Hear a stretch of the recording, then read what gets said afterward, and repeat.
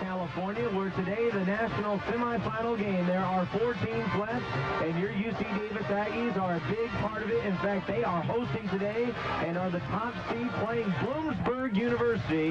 The Huskies come in with a record of 11-2. They come out of the Northeast region, where they defeated Saginaw Valley State in the first round 46-32, and then beat Northwood of Michigan in the Northeast Regional Final 38-14. As for UC, the kickoff, and we are ready to go. National semifinal game underway. Short kick to the 20-yard line will take a bounce, taken by Watts at the 18, moves to the 25, spins off one tackler, and will go down at the 31-yard line. J.T. O'Sullivan, his numbers quite impressive. 3,394 yards, 35 touchdowns, and just 8 interceptions. Also can rush that ball just 6 yards shy of the 400-yard mark. Third on the team in that category. First on the team, of course, is Matt Brown, over the 1,000-yard mark. 5th Aggie to do so, as he went for 108 last week in just one half of play, comes in with 1,106 and a team-leading 20 touchdowns, averaging 5.5 yards per carry. First down and 10 for the Aggies.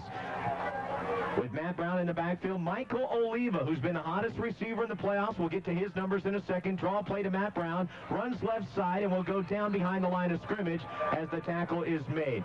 Slot man Oliva, we just talked about, 41 catches, 780 yards. But I tell you what, in this playoffs, check out the numbers. 4 catches, 121, a 69-yard touchdown against Chadron State. And then last week, all-career best, 8 catches, 136 yards, and 3 scores in the romp over Mesa State. Anime Ocho, new father, we'll talk about that. He is the flanker out of Vallejo, and the split-in Charlie Enos, team's leading receiver, with 65 catches, 1,219 yards. In motion goes Ojo to the right side. Second down and 11. Play action pass. JT steps into the pocket, eludes one defender, slings it to the right flat, and it's incomplete, intended for Matt Brown. Across the line, Michael Gross, Andy Wilson, his second start at left guard. You've got Christopher Maben also making his second start in place of Matt Holmes and Lee Caton, and James Honeyfield, the right guard, right tackle, Big Forrest Vance, and the tight end, Jordan Bugarski, senior, out of Hale.Husky. So far, Steve, on that last play from scrimmage, good pressure on J.T. O'Sullivan by the front 4 for Bloomsburg. Third down and 10 for the Aggies, who this year, 52% their success rate. Trip set to the right. One receiver to the left, that's Charlie Enos. In the backfield, Matt Brown stays in the block, now goes out. Quick sling and a first down, caught by Charlie Enos. Now he's running with the ball, 45-50 to the 45-40, down the sideline, 30, 20, cuts the inside. It gets tackled from behind at the 15-yard line. So unexpected, but not a big surprise. Charlie Enos with a big play, and he did a lot of it after the catch that went for 10 yards, then he added a lot onto it. Certainly did. The play after the catch is what's key here. Charlie Enos made the catch in business in the Bloomsburg red zone. 54 yards unofficially. The red zone, that is a place the Aggies love to be, and they love to score. Handoff, Matt Brown runs right side up the middle, 10-5, and cut down there as he gets the first down. So beginning, Aggies with 2nd and 1, so a 9-yard pickup by Brown. Ball's at the 5-yard line in motion. Oliva streaking to the right side. Handoff Brown, he'll run right side, has room, there he goes, and he's caught and brought down at the 3-yard line as the tackle is made by Bloomsburg. And let's send it up. Trent Flick, the free safety, making the tackle. Front 4, Jim Lanigan, Dwayne Davis, Brian Sims, and Aaron Bordas. Great linebacking core. In fact, all 3 linebackers have over 100 tackles. Greg Roskus, Jeremiah Dyer, and Matt Keys. Cornerbacks Luke Mary and Rudy Garcia. Safeties Trent Flick, who had the last tackle, and Toye Berry. 62 times in the red zone, 43 touchdowns, 10 field goals. First down and goal from the 4-yard line. Give to Matt Brown, runs left side, finds the hole, and he's in. Like they've done all year, and they've done it quite a bit. The Aggies score first. Matt Brown's 21st touchdown of the year. Matt Brown going right between a hole, huge hole between left guard and left tackle. The Aggies on the board first. We've played not even 2.5 minutes of this football game, but the Matt Brown run set up by the long pass play from J.T. O'Sullivan to Charlie Enos. Interesting in that their average drive coming into this game, 6 plays, 58 yards, 2:15. How about this? 6 plays, 68 yards, 2 minutes and 25 seconds, right on the average, a little above. Eric Friend, who went over the century mark in the kicking department, goes for the extra point, hits it on the hole from Michael Oliva, and Eric Friend now 72 of 74. How would you like to be a kicker wearing an Aggie uniform? UC Davis up 7-0. to kick off, as the ball will be taken by Brian Stone right at the goal line. He'll move from there quickly to the 10, works left side to the 15, escapes a tackler. That was Paul Cater, then game tackled at the 20-yard line. Let's go down to Eric Hasseltine. All right, guys. Really set up by the third down play. The Bloomsburg defense gave a lot of respect to the Aggie receivers, playing well off the football. Charlie Enos did the right thing, got to the first down marker, caught the pass, and then turned to make his run. The blocking set up by the downfield blocking of Anime Ojo and Michael Oliva. The Aggies get in for the first 7 of the game. Back up to you. Wild Horse drive stats, 6 plays, 68 yards, 2 minutes and 25 seconds. Matt Brown, 4-yard touchdown, and it's 7-0 as Charlie Enos with the big setup. And we've got a final to report in the other semifinal. We'll give it to you after this play. First play, Marcus Glaze. This guy can run 1,600 yards on the year. Eric Miller, the quarterback. Watch for Mike Lelko. Check out these numbers. 78 catches, 1,232 yards, and 17 touchdowns. And he's got a complimentary receiver in Terrell Johnson. 48 catches, 862 yards, and 9 scores. Brian Sullivan, the tight end. Miller and Lelko have played together all 4 years here at Bloomsburg. They know each other like Mud and Jeff. They average 447 yards of offense. So do a very good job on offense, and Glaze will get the first down. Nice run up the middle as he bounced back and forth and gets to the 36-yard line. That will move the chains. The line, Sean Fluso, Chris Mullen, no, not the basketball player. He's a freshman playing left guard. Center is Matt Russell. Manny Henry, the right guard, stands 5'9", 275 pounds, but is a all-PSA-C player, first team. And Jeff Smith, the right tackle. We can't forget the fullback, Doug Warner, as he lines up in the eye with Glaze behind him.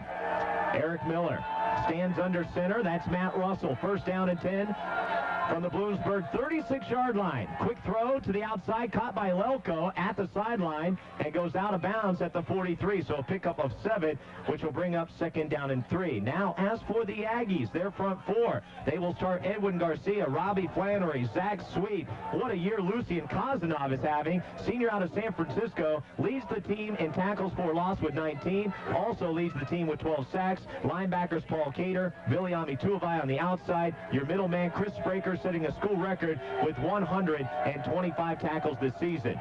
Second down and 3. Hand off to Glaze again. They're going to the running game. They've only thrown once, gain of 2, short of the first down marker. Finishing it out, corners are Carnell Green and Tony McCall. By the way, Green will be catching up with Lelko all day long. And Tom Watts and Nate Nelson finish out the UC Davis defense. I got it in, DK. Well, Danny Hale likes to set up the passing game with the run, but said this week that he went away from that strategy a little bit last week in their win over Northwood. They used the pass more to set up the run, but this is a very volatile Bloomsburg offense, Steve. 4 touchdowns and a field goal in their first 5 possessions last week. First down and 10. Miller looking like he was going to go out to the left and pass the ball to Lelko. Instead, hands off to Glaze. Glaze is across midfield to the Aggie 49. Now, Glaze, a junior, 1,640 yards, was the backup to Aristine Henry, who came in as the starting running back. But Henry went down with an injury, a lower back contusion, in the 4th game of the year against Cheney. Glaze came in, and in that game, rushed for 218 yards in the second half of play. Which is going to make it very difficult to get your job back. I would think so. Second down and 5. And by the way, both are juniors, so they'll be back next year. Long count by Miller. Rolls out to his right side. Fires away. Is caught by Johnson. Quick tackle made. Short of the first down marker at the Aggie 43-yard line. So far, Bloomsburg seems perfectly content to just chip away at this UC Davis defense. Pick up 5 yards here, 7 yards there. The key for Bloomsburg's success is going to be the combination of Eric Miller to Mike Lelko. It's worked for them all season long. Bloomsburg on an 11-game streak, Buzz, and one more win obviously would give them 12 and tie their school record. Third and short. Backs in the I formation. Double tight end set with Lelko to the left side. Miller again with a long count. See if he can draw UC Davis offsides. Takes the count, hands it off to Glaze, and Glaze will get the first down over right side this time, across the 40, and down there it'll be first down and 10 as the markers will be moved for Bloomsburg. You're right, I'm pretty impressed with this Bloomsburg team. There's a reason they're here. When you get to the Final Four, I don't care what sport you're talking about, all the teams are pretty good. Whereas UC Davis has been in the national semifinal 3 times in the past 5 years, this is uncharted territory for Bloomsburg. their first time in the semis. Maybe in a way that UC Davis felt when they got there in '96 and played Carson Newman. It was very fresh and new to them. First down and 10 from the Aggie 40-yard line. Handoff again to Glaze. Almost caught in the backfield. Now gets away. Breaks out to the right side. Boy, he can bounce back and forth. Gets 5 yards on the pickup. It was hard work to earn it, but he got it. And it's second down and 5. He's got good moves. Very good moves. And he also, Steve, has the ability to break tackles. Right there, 2 or 3 missed tackles by UC Davis, but Glaze keeps those feet moving, and that's been a key so far for Bloomsburg. By the way, Glaze and Henry, Glaze will get the majority of the time, but you will see Henry, who actually has 865 yards rushing on the year and 7 touchdowns. Backs in the I formation with second down and 5. Ball spotted at the Aggie 34-yard line. Aggies lead 7-0. Miller trots back and passes, throws for the end zone, and overthrows his man. That was Johnson. Coverage on the play by Tony McCall, who was Special Teams Player of the Week last week, but maybe could have been Defensive Player of the Week because he had 2 interceptions in the fourth quarter. Tony McCall played very, very well last week. Steve, it's not unusual for Bloomsburg to come out strong. They've scored a touchdown on their first possession in each of the last 3 games and in 6 ball games total overall. Good starting team. Third down and 5 now coming up for Bloomsburg. Eric Miller now working out the shotgun. He's got Doug Warner staying in, make that Glaze to stay in and block. Warner throws and it's complete. He got rid of it at the last moment, and Rocco Forgione, a great name from the East Coast, gets the first down exactly where he needed to be at the 28-yard line. Eric Miller doing a very good job of knowing where the pressure is coming from. He was getting it up the middle, he was getting it from the sides, and he paid the price. As soon as he let the football go, he got clocked, but Forgione was there to make the catch. Aggies in their home yellow blue, gold pants, white numbers, gold helmet, Cal Aggie logo on the side. Bloomsburg, road white, maroon numbers, maroon pants, maroon helmet, BU on the side, standing for Bloomsburg University. On the draw, handoff to Glaze. He punishes the defense a little bit as he moves forward and picks up another 5. This guy averages 6.6 yards per carry, and again, he is just a junior. Be back next year to create all kinds of havoc in the PSAC. No kidding. And by the way, both teams have played one opponent. That would be Westchester. Aggies putting a 45-0 licking in week number 3 against Westchester. And then Bloomsburg 2 weeks later, 35-7. In a game they trailed, though, 7-6 at halftime. Second down and 5. 7.5 minutes to go, first quarter. Bloomsburg on their first possession, driving down the field. Miller milks the clock to 2 seconds, takes the snap, hands it off to Glaze, room to the 20, to the 15, works the left side of the sideline, out of bounds at the 12-yard line. And he had got a good push forward by his offensive line. And it's a strange offensive line because your tackles are okay, big guys at 278 and 290 and Fluso and Smith, but you go into the guard positions, you've got Chris Mullen, a freshman at 280, but still inexperienced, and then Manny Henry, the oddest of all, at 5'9", 275 pounds, a senior. I've never seen a man 5'9", 275 in a football uniform. Very odd. Well, guess what? Bloomsburg is now in the red zone. First down and 10, left hash mark at the 12-yard line. Miller looking in zone, throws and overthrows Loco. Now we're going to have penalty flags thrown on the play. Coverage by Carnell Green as he was creeping up the back of Loco. My thought there was maybe it was uncatchable, but the officials saw it otherwise. Certainly did, and Carnell Green caught that time attaching himself to Mike Loco, and we'll see what the situation is going to be. They're going to wave the flag off, DK. Yes, they do wave it off. And by the way, our officials for today, referee John Leiser, umpire Mike Carr, linesman Mike Trewick, line judge is Gary Putz, side judge is Dake Fries, and field judge is John Lusavansky. So incomplete. We'll stop the clock for the moment at 7:09. UC Davis already in the lead 7-0. Matt Brown, a 4-yard touchdown set up by a 53-yard reception from J.T. O'Sullivan to Charlie Eno. Second down and 10 from the 12-yard line. On the left hash mark, handoff goes to the other running back, and he is gone. Aristine Henry into the end zone as he escapes Chris Spraker, and now Bloomsburg 1 point away from tying it up. That was a very impressive first drive by the opponent. Certainly was. And Aristine Henry going off the left-hand side. All of the pursuit for Davis had gone to the right as Eric Miller sold a good fake at the line of scrimmage. Bloomsburg within 1 PAT of tying this ball game up, and we've played just about half of the first quarter, and so far this game is going according to projection. The feeling was that both teams had potent offenses, could put it up and put up a lot of yards and points in between. Chris Thompson, a junior, on for the extra point, blasted through over the Aggie pack, and we've got a tied ball game. We expected it. It's happening. 7-7 first. 80-yard drive that took up 5:31 was on the ground. Very impressive rushing attack between Glaze and Aristine Henry. Henry had one carry, but it was for the touchdown that went for 12 yards. Glaze did the dirty work, 8 carries, 50 yards during the drive. Kickoff is on its way, taken by Tom Watts at the 13. He goes to the left and moves back to the right, across the 25, gets the seam, 30-35, and tackle from behind at the 41-yard line. Tackle made on the play by Derek Williams. Enos will be the slot man right outside of him. Michael Oliva, each of those 3 players I just mentioned with at least 10 touchdowns, leading the way. Charlie Enos with 11, the other 2 with 10. Fake the toss to the left, screen out to the Matt Brown on the right flat, and it goes incomplete. Great protection all year. Christopher Maben in there, along with Andy Wilson as subs for injured offensive linemen. Pass over the middle, complete to Anime Ocho, breaks out to the right, spins back to the middle, gets to midfield, good enough for the first down. A 12-yard pickup on the play. The 30th catch for the new father. How about that, Anime Ocho? You couldn't blame Anime if he's a little short of rest. Oh, I think this is where you just run on adrenaline. Afterwards is where you kind of fall down to the southern area where it's all goes south. Here's the handout. Charlie Enos, who came from right to left, now trying to pick up some positive yardage, gets back to the middle and gets a first down. That's hard work for Charlie E. as he picks up 11 from midfield, gets all the way to the 39-yard line of Bloomsburg. Haven't had a chance to see on film. 16th trip to the playoffs for UC Davis as an institution. J.T. O'Sullivan, play action pass, looking, throwing, and is caught by Michael Oliva at the 24-yard line. That's a pickup of 14. And right now, J.T. starting to get in his rhythm and trying to carve up this Bloomsburg defense. 7, both teams scoring on their opening possession. 5:40 to go, first quarter.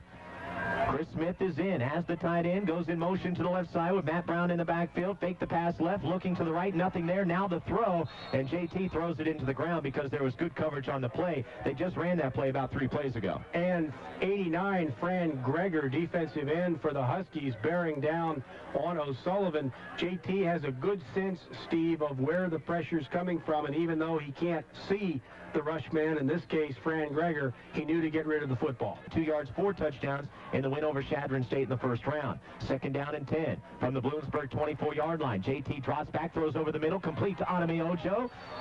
Takes the reception and will get inside what we call the red zone down at the 17, a gain of 7, which will bring up 3rd down and 3. That's the 2nd time we've seen Anime over the middle. Over the middle, and Jeremiah Dyer again on the coverage, but not able to hang with Anime Ocho. A 7-yard gain for UC Davis. They've come into the red zone for the 2nd time this game, and the red zone, Steve, has been very, very good to UC Davis since the opening game of this season. Yeah, the Aggies have scored 57% of their points inside the area we know as 20 and in. Under 5 minutes to play. 2nd down and 3. Actually make it 3rd and 3. JT rolling to the right. He's going to have the first down to the 15, the 10, the 5, and goes out of bounds.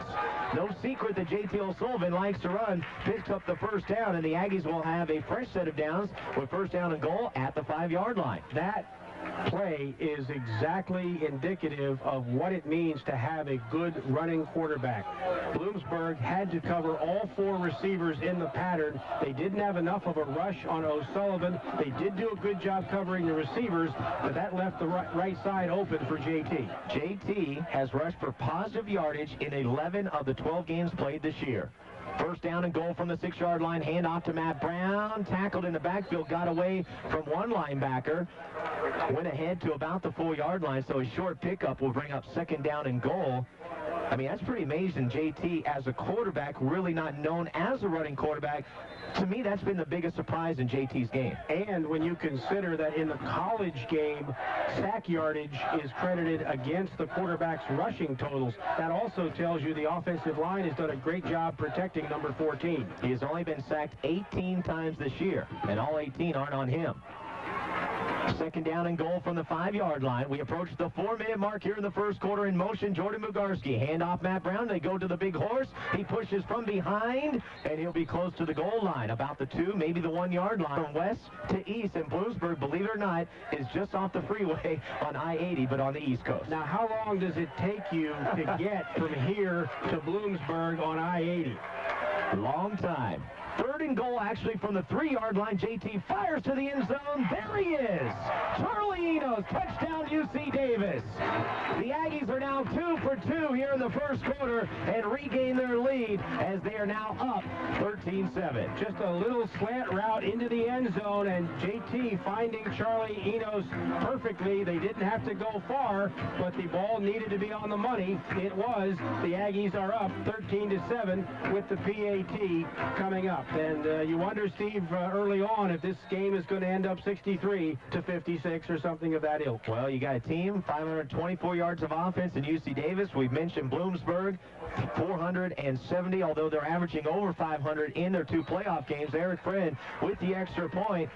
Wow, we've got a fun one here. Great weather, beautiful time to be playing football in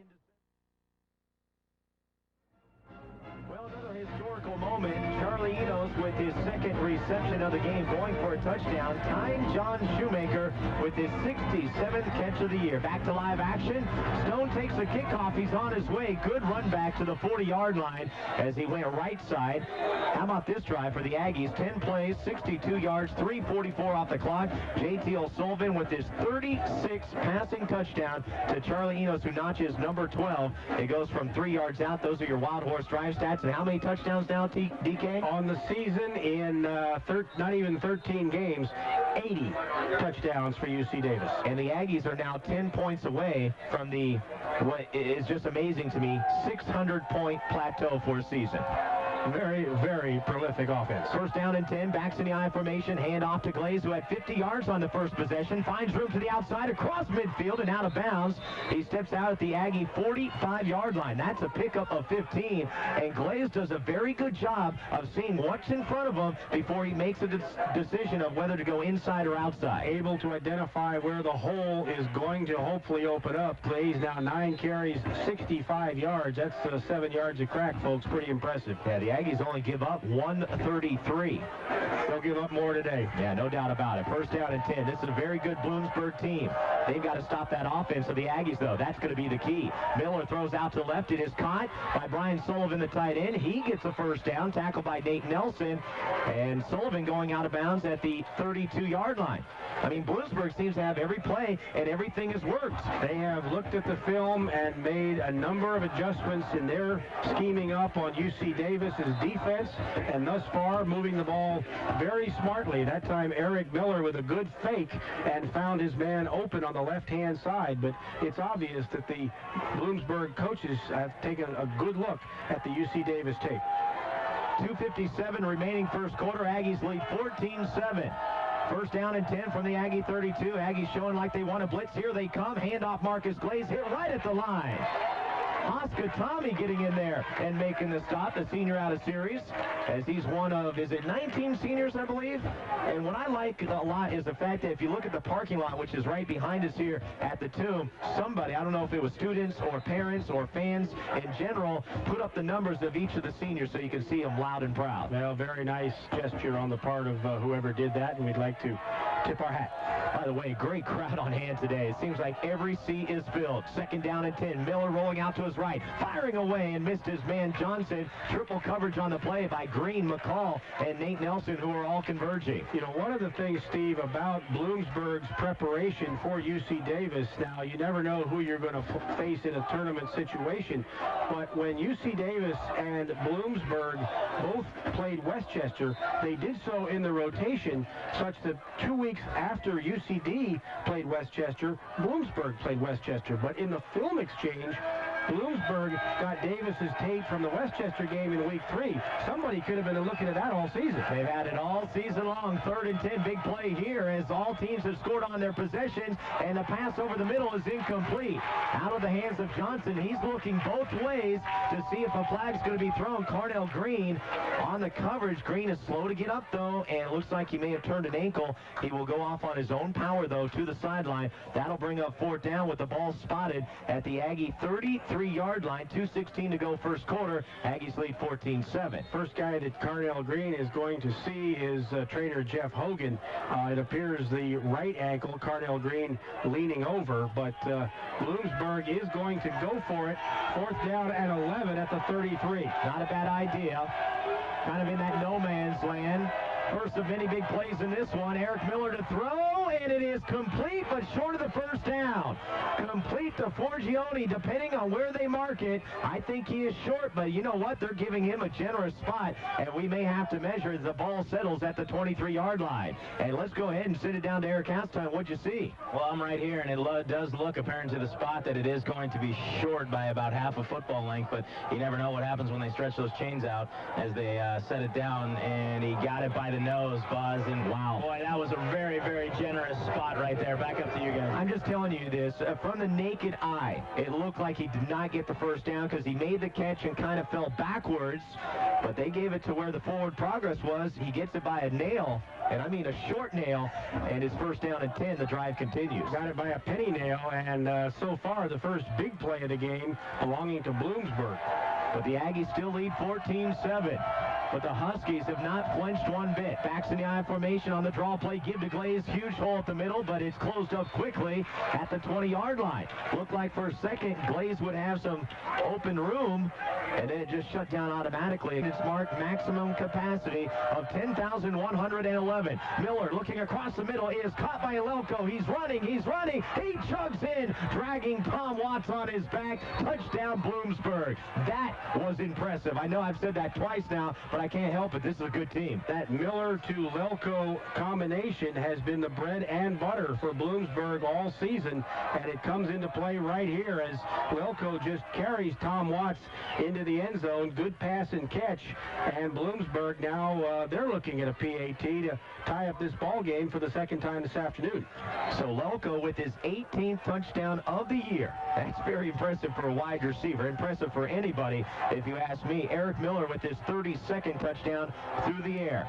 1 point away from tying it up. That'll be Chris Thompson. He's only missed 6 on the year, and it's blocked by big Chris Smith, the 6'9" man, and then the tackle made as the ball was picked up. How about the Aggies? They've done it all year long. That's the 4th block on the year by the biggest man on the Aggie squad. You could call him the Stork. And welcome back to Toomey Field. Kickoff taken by Tom Watts at the 9-yard line. Moves up the left side of the field to the 20-25. Spins away from a defender. 30. Steps inside and goes down at the 34-yard line. An 8-play, 60-yard drive. 2:02 off the clock. But the point after blocked by Chris Smith, who blocked it with his chin. You know, it helps to be 6'9" and play a little football. But it is Eric Miller to Lelko. Mike Lelko from 20 yards out. 14-13. The Aggies have the lead. And you're right. That could loom large down the line. One thing about Chris Smith, his chin at 6'9" is bigger than anybody else's chin out here this afternoon. Yeah, you got that right. 1st down and 10 for the Aggies, who will come out with their 3rd possession. We have 1:08 remaining in the 1st quarter. 49 quarters played so far, Steve. 12 games plus 1 quarter of this. UC Davis has scored points in 42 of the 49 quarters in which they've been engaged this year. And another point, the Aggies, up until this point of the year, 24 points they had given up in the 1st quarter. They have already given up 13 to the opponent today. This Bloomsburg team is very good and very impressive. 1st down and 10 Aggies. They have it at their own 35-yard line. In motion, Michael Oliva. He comes to the right side. JT looking that way. Now wanting to fire, looking back to left. Has time. Good coverage downfield. Throws and is caught. Charlie Enos, you got another record. You got your 68th catch on the season. Charlie E all the way down to the 49-yard line. Congratulations. And for the 22nd time in the last 23 games, little Enos, man, has at least 3 catches in a game. That could take his time getting open, and JT found him right between the 2 and the 1. Under a minute to go. 46 seconds and counting. running. Ball right at the midfield stripe. First down and 10 for UC Davis, who lead at 14-13. Play action pass. J.T. O'Sullivan looking downfield, steps into the pocket, now wants to run to the 50, the 45. Still running, gets to the sideline, knew where he needed to get the first down, and he got there exactly at the 40-yard line. Rudy Garcia, the defensive back for Bloomsburg, coming up to run O'Sullivan out of bounds, but great field presence for O'Sullivan. He really sees this football field extremely well. In fact, Bob Biggs feels that is one of his biggest attributes as a quarterback, is the ability to know what's going on everywhere and make a play as a result. That time, O'Sullivan's pass receivers well covered downfield. He took off down the right-hand side, made a pretty good game. Charlie Enos now 3 catches, 71 yards, and a touchdown. And we promised you that other D2 semifinal. We promised after this play we'll deliver the news. First down and 10. Play action pass to Matt Brown, who stays in and blocked. Now J.T. O'Sullivan will go down, loses the ball, and it's a fumble. And let's see if Bloomsburg continues. If they have it, we wait for the signal. And it will be Christopher Maben, the center, falling on the ball at the 49-yard line. It's a huge loss, but at least the Aggies hold on to it as 13, 12, and now 11 seconds elapsed. That could be the final play. Why don't you deliver the news, the other national semifinal, DK? The winner of this game will play Delta State for the national championship. Delta State defeating North Dakota State this afternoon, 34-16. Well, offense has not been a problem as we have come to the close of the first quarter. UC Davis, 143 yards of offense. Bloomsburg not far behind at 140. But more importantly, the Aggies welcome back to the Tomb, better known as Toomey Field. 15 minutes has gone by, and the Aggies lead 14-13 again, outgaining Bloomsburg by a smidge, 143-140. J.T. O'Sullivan, 6 of 9, 104 yards. Leading receiver Charlie Enos, 3 catches, 71 yards. Matt Brown has been limited somewhat, 6 carries, 18 yards. Aggies with the ball, second down and long, 22 to go from their own 48. And we've got flags thrown, first penalty flags thrown in this ball game, breaking it down for Bloomsburg. We knew they were a good offense. We said they came in 477 yards of offense, but have averaged over 500 in their 2 playoff games. 140 total. The breakdown, 78 on the ground, 62 through the air. Marcus Glaze, 11 carries, 66 yards.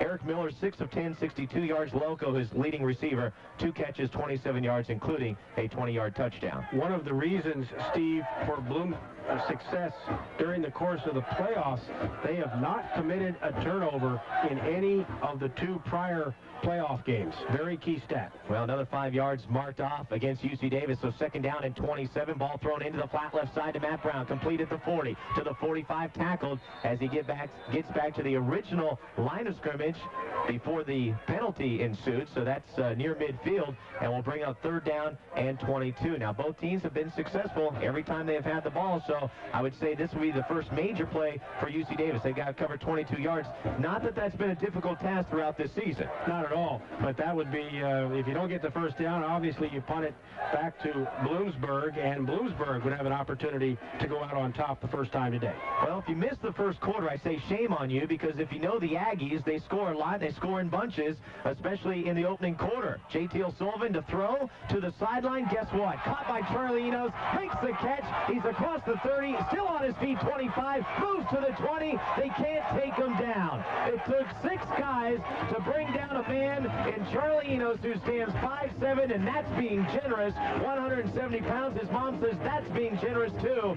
He is awesome. He is over 100 yards, by the way, too. And Charlie Enos, no mystery that time. He just ran the most precise route that you can run. O'Sullivan, again with good time. It's a 30-yard advance to the 20-yard line, but Charlie Enos, Bob Biggs said it perfectly. He's a gift from above. Yeah, and I like the other one, too, where he says he defies his size. There is no doubt about that. Anime Ojo and Enos to the left side. Long side of the field with Oliva in the slot to the right, but comes in motion to the left. First down and 10 right at the 20-yard line.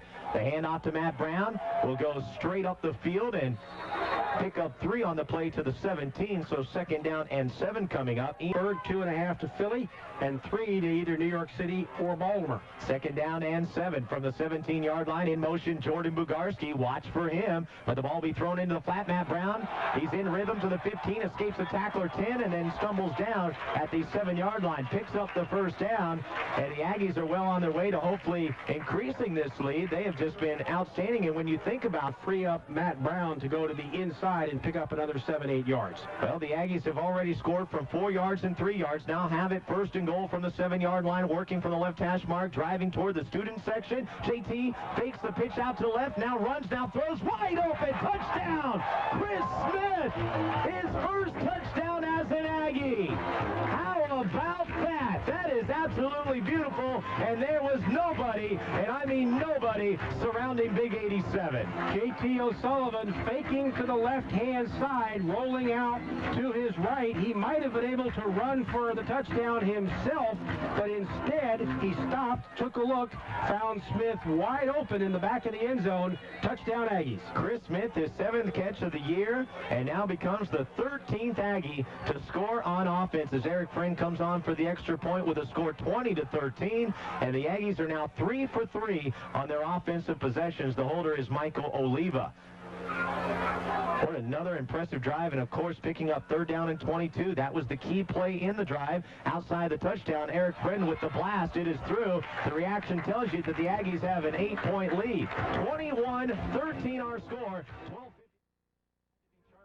30-yard reception on 3rd down and 22 to keep the drive alive. JT O'Sullivan hooking up with Chris Smith. JT's 2nd touchdown. Chris Smith, his 1st career touchdown. 8 plays, 65 yards, 3:28 off the clock.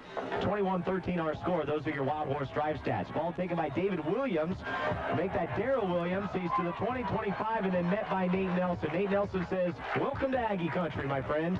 Nate Nelson just turned around and Williams just ran right into his waiting arms, and you're right, a good thump to the turf by Nate Nelson, making a stop on special teams. Nelson, one of the outstanding defenders for UC Davis, but gets an awful lot of time on several of the kicking teams as well. Bloomsburg coming out now, 12:40 remaining here in the 2nd period, and Mike Lelko, Bloom's all-time leader in catches, yards, and TDs. He now has 40 on his career, including 18 this season. Yeah, he's put up some big numbers. Miller, also a 4-year starter in this program. Hands off to Mr. Henry, Aristine Henry. He'll pick up 2 on the play. Now, Henry was the running back, and what's interesting about him is that he was injured in the 4th game. We've kind of talked about that, but see, Henry and Glaze are kind of in the same situation where it was Henry's job, lost it because Glaze did so well in his replacement. Now Henry can't get his job back. Well, that's what happens when a guy like Glaze takes the opportunity he's given due to injury and produces. But what it does do for you, Steve, it gives you good depth. Now you got 2 guys that you know can play the game. 3rd down and 5 coming up here, and the ball thrown across the middle and almost intercepted by Carnell Green. It was intended for Mike Lelko at the 41-yard line. And we had missed a play. We missed 1st down. There was no gain on that play. Had a 5-yard gain by Henry, and then the incomplete pass will bring it back 4th down. And for the first time today, we will see the punting unit, believe it or not. Well, it's taken 1 quarter and almost 3 minutes of the 2nd. UC Davis sending in a bunch of players, but it is not 4th down. It is actually only 3rd down. The scoreboard incorrect, showing 4th down initially. Confused us a little bit. A lot of playoff jitters today on all cases. I thought we missed a play, so it is 3rd down and 5. Miller with a shovel pass, gives to Glaze, has the 1st down. 30, 35, 40, 45, 50. To the outside he goes, to the 40, the 35, 30, down the sideline, 20, the 10, and he stumbles there. Wow! Marcus Glaze with a blaze of speed down the right sideline as Joshua Potterack was on his heels. And luckily a little help from the Aggie secondary, but a very big play that keeps this drive going. Glaze well over 100 yards now with that little ditty run. Potterack making the touchdown-saving tackle, and the shovel pass is something that Bloomsburg has utilized. I noticed on the 2 films that I was able to watch, they used it for big gainers both times. It's a deception-type play, and that's exactly what happened for the Huskies that time. I'm just going to say this. The way the game is going, that Chris Smith block on the point after on the 2nd touchdown does indeed loom very large.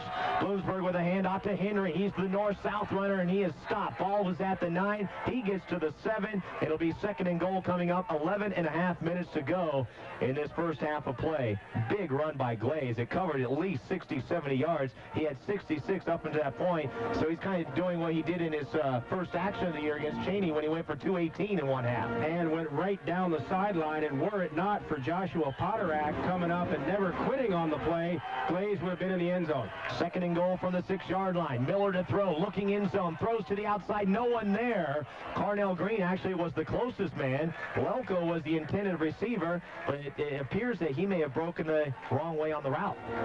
Certainly a rare occasion, I'm sure, for Lelko. Certainly did. He appeared to quit on the route a little bit. Bloomsburg trying to go into the end zone on the right-hand side of the football field, left to right across your radio dial. A couple of the Aggie boosters have unfurled a huge sign reading "Doom for the Bloom at the Tomb," and we'll see if that's the case here this afternoon. Third and goal from the 6-yard line. Now the south end zone having a little fun, taking this one in, cheering on the defense. Hand off to Glaze, fumbles on the ground, but recovered. He fumbled at the 7. Paul Cater, Chris Spraker getting in there, but Glaze was able to get right back to it, and that will bring up 4th down, and Bloomsburg will have to settle for a field goal as Chris Thompson will come on. And how about the fans? Maximum capacity of 10,111, minus about 150 on the other side, cheering for the opponents, but they cheer on that Aggie defense, and well-deserved. Chris Thompson, field goal kicker for Bloomsburg, within his range at this distance, but not a dependable long-range kicker. Just 1 for 6 beyond 30 yards. 4-10 overall. 24-yarder is up. This time he knew he had to get it up high if it was going to be blocked, and it's not. He sends it through, and we've got a 21-16 ball. Semifinal game. The winner will go on to play Delta State of Mississippi next week in the state of Alabama. Kickoff will be taken this time by Carnell Green at the 11. Takes a handoff on the reverse to Tom Watts. Continues to run. Now has room to 40. One man to beat. 50 and tried to cut to the inside and goes down at the 48-yard line. The one man standing in front of him, Zach Quigley.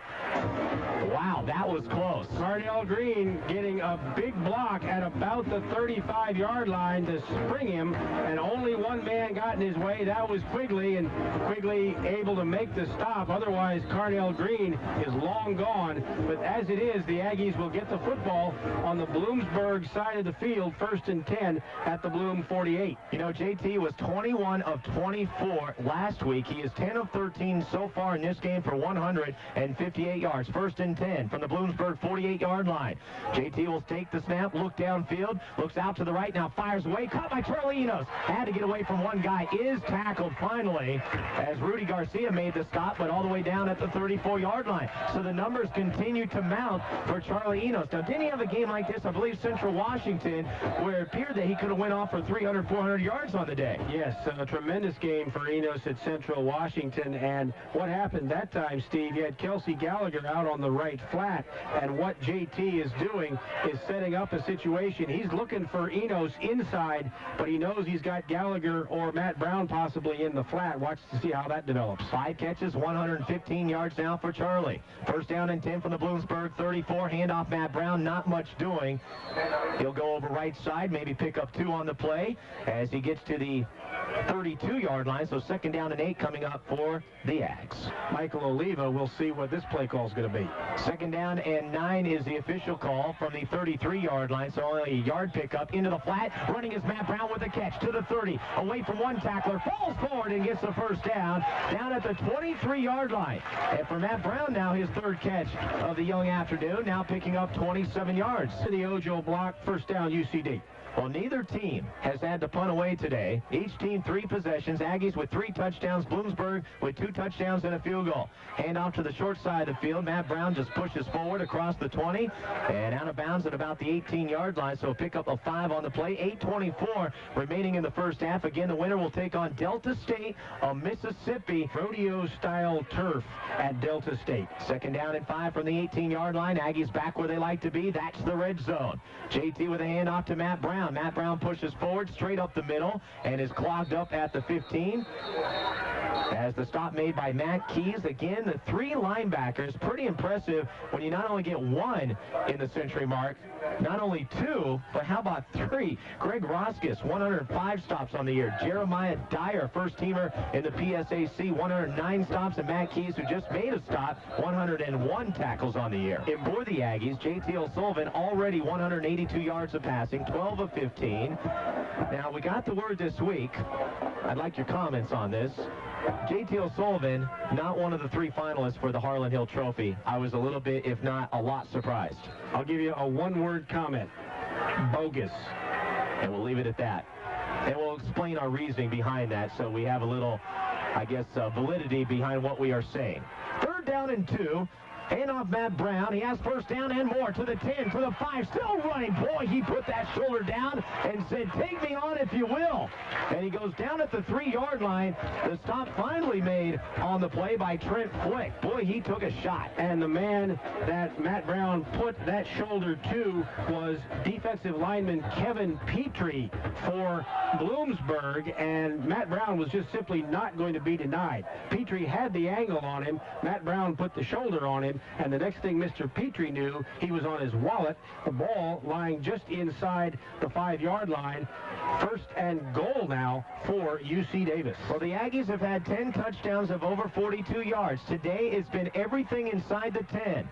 1st down and goal from the 5-yard line. Handoff Matt Brown makes the cut to the left as he was going left back to the inside down at the 2-yard line. So a 3-yard pickup will bring up 2nd and goal from the 2-yard line. A little bit of a surprise if you ask me, but it also shows that the Aggies are moving the ball very well today. Moving it very smartly, and even though the scoring plays are coming from close range, there have been a couple of long-range plays to set up that red zone activity. Matt Brown on the day now, 12 carries, 43 yards. He says he's at his best when he gets 25 or more carries. I think he's well on his way.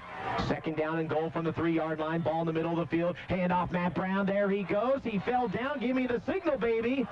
No, they're going to mark him just short of the goal line. His knee went down, and he's about a half-yard short, but they'll be moving in the direction of the Aggie pack. 3rd down and goal coming up. 6.5 minutes to go. First half action. We're in the 2nd quarter with the Aggies leading 21-16. The knee hit just before Matt Brown could make contact with the goal line. The football lying just outside the Bloomsburg, in fact, they call it the 1/4-yard line for the Huskies. Matt Brown will come out. Kelsey Gallagher will step in, 535 yards and 4 touchdowns, and now the Aggies want a timeout so they can talk about it. We'll do the same breakaway, 6:03. Yard to go for another touchdown. Yep, that ball is a nose away from the goal line. Kelsey Gallagher in the backfield. 3 tight ends in this formation. Now an audible called at the line by J.T. O'Sullivan on 3rd and goal from the 1. Handoff to Kelsey Gallagher. He pushes in and scores for the Aggies. He is now the 4th different player to score in this ball game, and the Aggies are up by double digits for the first time today. No question what J.T. O'Sullivan had in mind. He spotted a hole forming between right guard and right tackle, audibilized a little bit at the line of scrimmage, handed the ball to Kelsey Gallagher. Gallagher knew what to do with it, just bursting into the end zone. UC Davis now with the opportunity to open up a 12-point advantage here in the opening half of play. Kelsey Gallagher, as you say, becoming the 4th guy today for UC Davis to find his way into the end zone. Yeah, he had a 53-yard run last week against Mesa State. His big game coming against Western Washington, his only 100-yard game of his Aggie career. Eric Friend hitting the Aggie pack sign. 28-16. Aggies lead. 6:04 remaining. We'll take a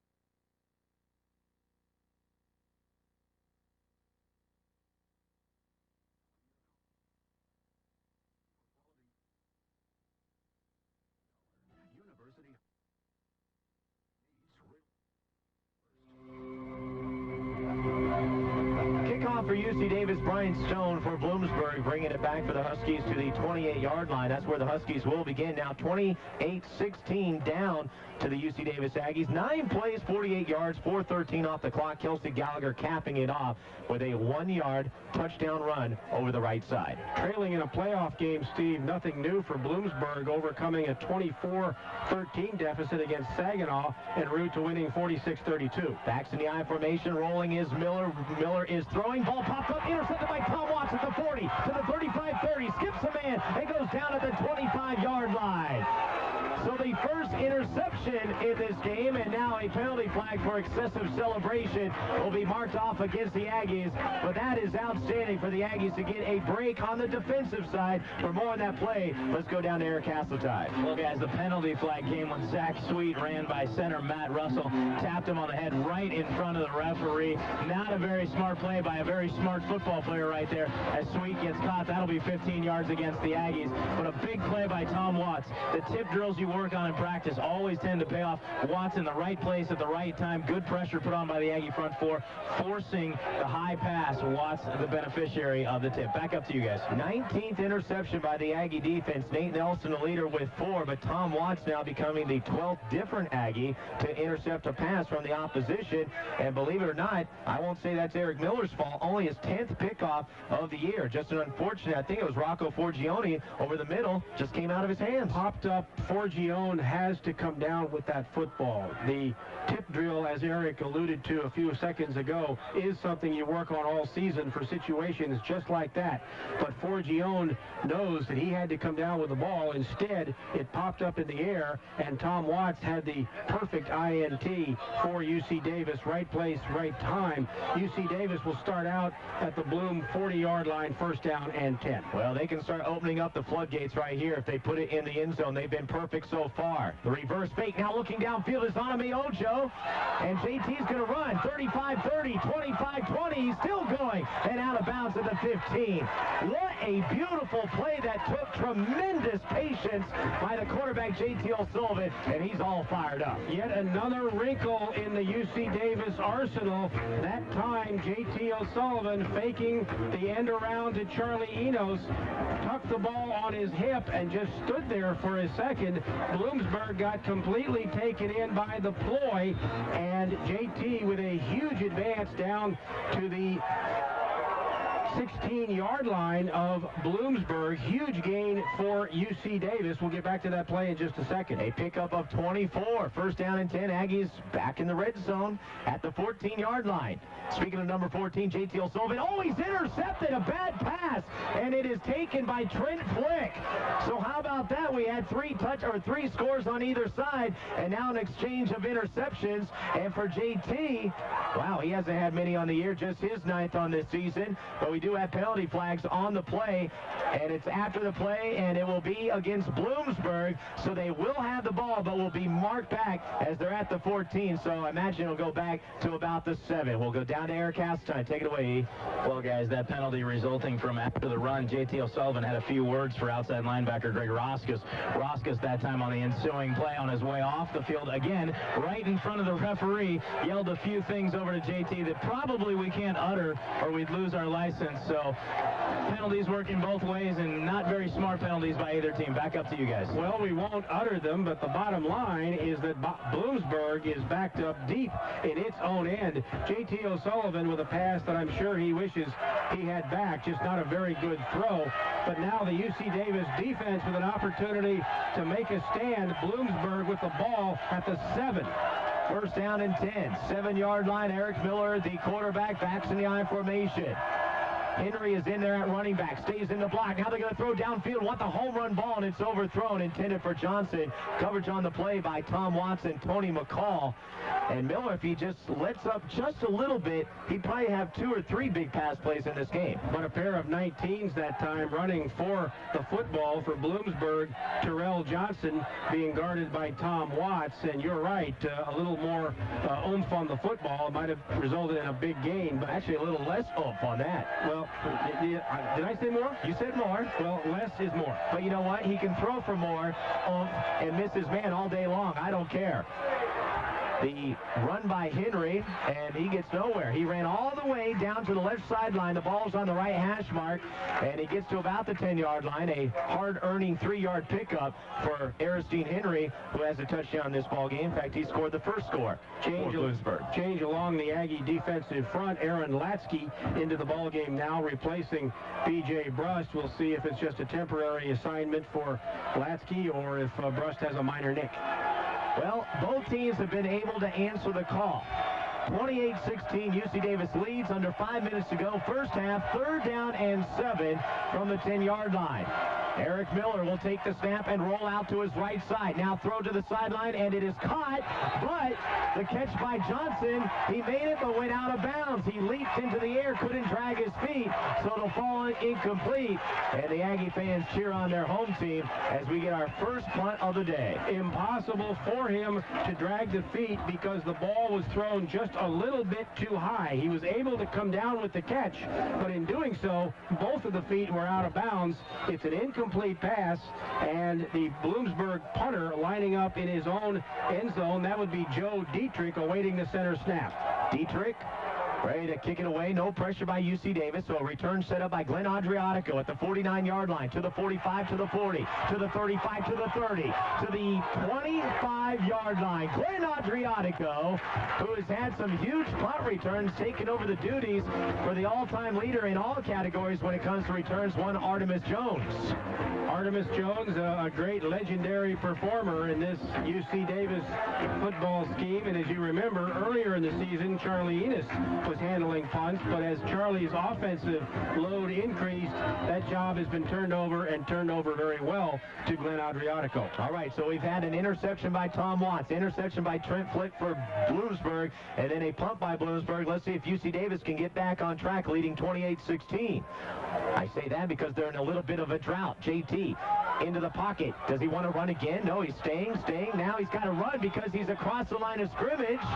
And yes, that was pretty simple to see. Touchdown will be no good as it is caught by Matt Brown. And I'm surprised that J.T. O'Sullivan did not recognize that, because it was very imperative and noticeable that he was across the line of scrimmage. No question about it. And normally J.T. has outstanding vision of the football field. He must have gotten one of his yard lines mixed up, because he obviously thought that he was behind the line of scrimmage when in fact he was well beyond it. It will go against UC Davis, and also a loss of down in that situation. Well, and the thing is that JT does not make many mistakes, and hasn't done so this year, but he was moving to where the chains were. That's why I was a little surprised he didn't, he had that peripheral vision to see the flags out onto the side. But it's a 5-yard mark off from where the penalty was, which was 2 yards in front of the marker, so it's only a 3-yard penalty, and will bring up 2nd down and 13. Aggies will have it at the Bloomsburg 28-yard line. Matt Brown in the backfield, about 7 yards deep. 3 receivers to the left, 1 to the right. Play action pass. Here comes the pressure. JT eludes it. Now wants to run. Now wants to throw. What do you want to do? JT, run, my friend. He gets to the 20. Dives ahead. What a gutsy play by JT O'Sullivan, and very smart on his part. He'll be marked down at the 17. Bloomsburg, however, with an all-a-lot jailbreak, and this whole thing is going to come back because Davis is called for holding in the backfield, but that time Bloomsburg sent a couple of linebackers on the blitz as well as the jailbreak up front, and O'Sullivan fortunate to gain positive yardage initially, but because of the hold, this play is going to come back, and we will see just where the official spots the ball. Is going to be at the 38-yard line of Bloomsburg, and the Aggies on this possession anyway backing themselves up more than anything that Bloomsburg is doing. Yeah, 4th penalty now for 33 yards. Bloomsburg, who really doesn't have a lot of penalties on the year, just 1 for 6. They average 6 for 53. That means you are a well-disciplined football team on both sides of the football. 2nd down and 25 for the Aggies, backed up to the 38-yard line now. Matt Brown in the backfield. Here comes the corner blitz this time. JT has to elude pressure again. Rolling out to his right side. Is he going to throw? Does so off his back foot. Nobody in particular got outside that mark, and now we've got a flag thrown, and it could be a late hit as JT went out of bounds. Yes, roughing the passer is the call. Automatic 1st down plus the mark off. So the Aggies get a break in the penalty department. And you just spoke a moment ago about how disciplined Bloomsburg has been, and now a roughing the passer penalty. J.T. O'Sullivan was flushed out of bounds directly in front of the Bloomsburg bench, and we're not certain who exactly was the rougher, but let's head down to Eric Hasseltine. He had a little better vantage point. Well, guys, I'll tell you what, down here on the field, it's apparent that both teams are talking quite a bit to each other, and both teams seem to have lost a little bit of composure. The referee's doing a good job of trying to keep control of the game, but you got to make sure the situation doesn't escalate and get out of hand. Back up to you. Well, it's all about getting to the state of Alabama next week to play for the D2 championship. It's also about getting a new 1st down out of this opportunity. It's like the drive just started as Matt Brown will go down, knocked down at the line of scrimmage, and really everything that's happened on the last 3 or 4 plays doesn't mean anything. Not really, but here is where, from Bloomsburg's perspective, you got a huge major problem because you have flushed out J.T. O'Sullivan. You have now forced a 3rd down and 25 situation. Instead, with the roughing the passer call, that's an automatic 1st down. So not only have you surrendered a bunch of yardage in terms of real estate on the football field, you've given UC Davis a fresh set of downs. 3:20 clock counting here in the second quarter. Aggies lead 28-16. They have it 2nd down and 9. At the 22-yard line, JT looking into the flat, throws it into the ground. Hammers it down into the ground. Kelsey Gallagher, I guess the intended receiver. I'm not exactly sure what happened there. I think what JT saw at the last minute was Matt Keys, the linebacker, floating over, and if he had completed the pass to Kelsey Gallagher, it likely would have resulted in a loss. So give JT a lot of credit for picking up the linebacker, covering Gallagher, and just basically throwing the down away. UC Davis now 3rd down and 9 from the 22, but Bloomsburg coming at O'Sullivan now with all sorts, I should say, of corner and safety blitzes. They have 39 sacks on the year, the Bloomsburg defense. 3rd down and 9. It would be a 39-yard field goal for Eric Friend on the next play, and it will be a chance to see if that happens because the ball thrown incomplete by J.T. O'Sullivan at about the 8-yard line. No one in particular. Michael Oliva, Charlie Enos around it, and Eric Friend is going to come on and try to kick what is a career best. His long of the year is 37 yards. He did it once and twice, Westchester and Sac State. So 4th down, a 39-yard field goal attempt for Eric Friend to try to put the Aggies up by a score of 31-16, which, do your math, that would be 14-point lead. Even though Michael Oliva is the holder and not normally a quarterback, watch for the fake. I'm laughing because I just did my math wrong. It would be a 17-point lead. Hello.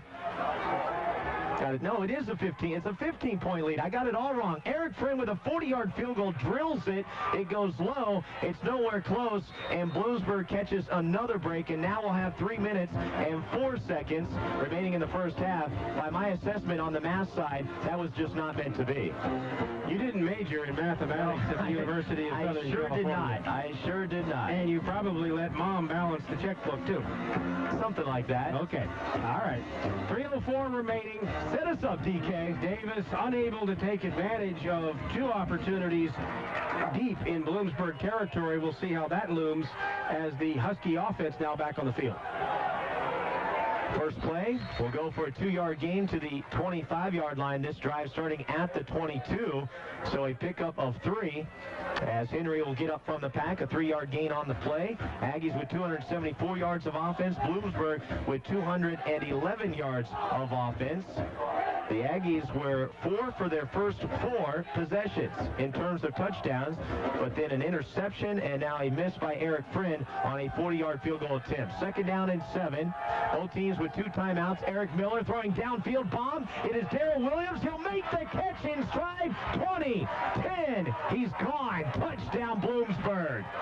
What a pass by Eric Miller, and maybe even a better catch by Darrell Williams over the shoulder in stride, and he struts into the end zone, and we've got a new ball game. 75 yards on the touchdown pass. Miller to Williams, and Bloomsburg that time giving the Aggies really a taste of what the UC Davis offense has been all about, the big play capability. Tony McCall, the cornerback for the Aggies, beaten soundly on that play. No question that as long as he made the catch, he would get the touchdown, and that's exactly what happened.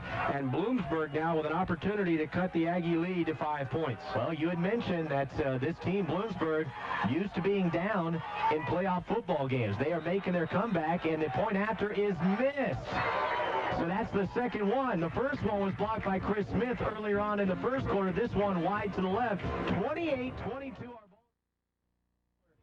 Up with Darrell Williams, 75 yards, the longest touchdown by an opponent against the Aggie defense. And how about this? More trickery, onside kick, although it was a blast up the field, recovered by UC Davis's Justin Patterson at midfield. So for UC Davis and their standpoint, at least they get good field position once again. They'll start at midfield. Joshua Potterack also in on that play. Justin Locke, the 2 of them falling on the football for for the Aggies, who have 2 minutes and 21 seconds to try and tack something else onto the scoreboard, but the momentum for now has shifted to the visiting Bloomsburg Huskies. It is amazing. This game is very similar if you look down the stats in this contest. The ball thrown to Michael Oliva upfield. It is caught at the 35-yard line, so a 15-yard pickup for J.T. O'Sullivan, who now with that pass goes over 200 yards passing. Each of these teams' offenses has been. Well, the Aggies as a team have already scored over 600 points on the season. They're at 604 right now, but they've got to win this one to get to Alabama. J.T. O'Sullivan, nowhere to throw, throws across the middle, hits Michael Oliva, and he's down at the 17-yard line. So another pickup, this one of 18 yards. Once again, O'Sullivan with outstanding time finding Oliva in the seam. Oliva, one of the three most sure-handed receivers on this UC Davis offense. 1 minute and 45 seconds remaining here before halftime, and the Aggies would really like to get another score on the board and reverse that momentum set up by the 75-yard touchdown for Bloomsburg. Well, the Aggies today are 4 of 5 in the red zone. First down and 10, they have it at the 17-yard line of the Bloomsburg Huskies. J.T. O'Sullivan looking for the end zone, still has time. Now bounces out, wants to run to the 15, to the 10, and will be gang tackled at the 7-yard line. And he took a hit from all sides on that one, but he'll bounce up. He's a warrior. His number's pretty impressive on the rushing end, as he has now gone 5 times for 43 yards. Timeout, UC Davis. For that game, in the semifinal, which the Aggies won, they beat North Dakota State. But Ken O'Brien was injured, not enough to play in the championship game. Out of the timeout, 2nd down and 2 from the 8-yard line.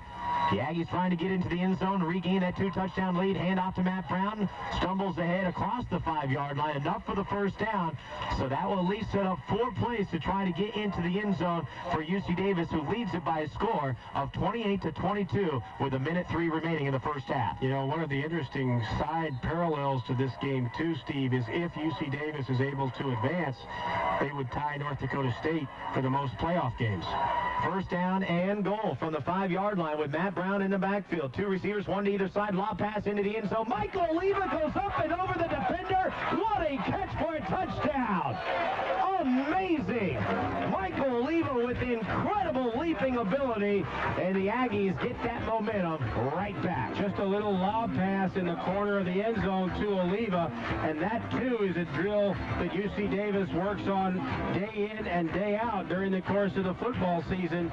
J.T. O'Sullivan knowing exactly where Oliva is going to be. Oliva getting a comfortable feel for the football, and a touchdown UC Davis, and a conversion right here, Steve, would give the Aggies a 13-point advantage with just 48 seconds to play in the opening half. Well, that drives more like it. 1:35 off the clock. Eric Friend with the extra point. Nothing but perfect. 48 seconds remaining. Aggies lead 35-22 here in the first.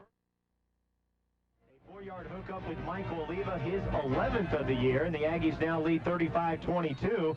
5 plays, 50 yards, 1:35 off the clock, and the Aggies touchdowns today: 4 yards, 3 yards, 7 yards, 1 yard, and now 4-yarder. Pooch kick up in the air, and it'll be taken. Fair catch called at the 31-yard line. That's where Bloomsburg will begin. I don't know if 48 seconds is enough for them, but if they do what they did the last drive, and that's go downfield, which they've done a couple of times, you better be wary. They only needed 12 on that 75-yard touchdown pass, and UC Davis has to be extremely wary with just 48 seconds remaining.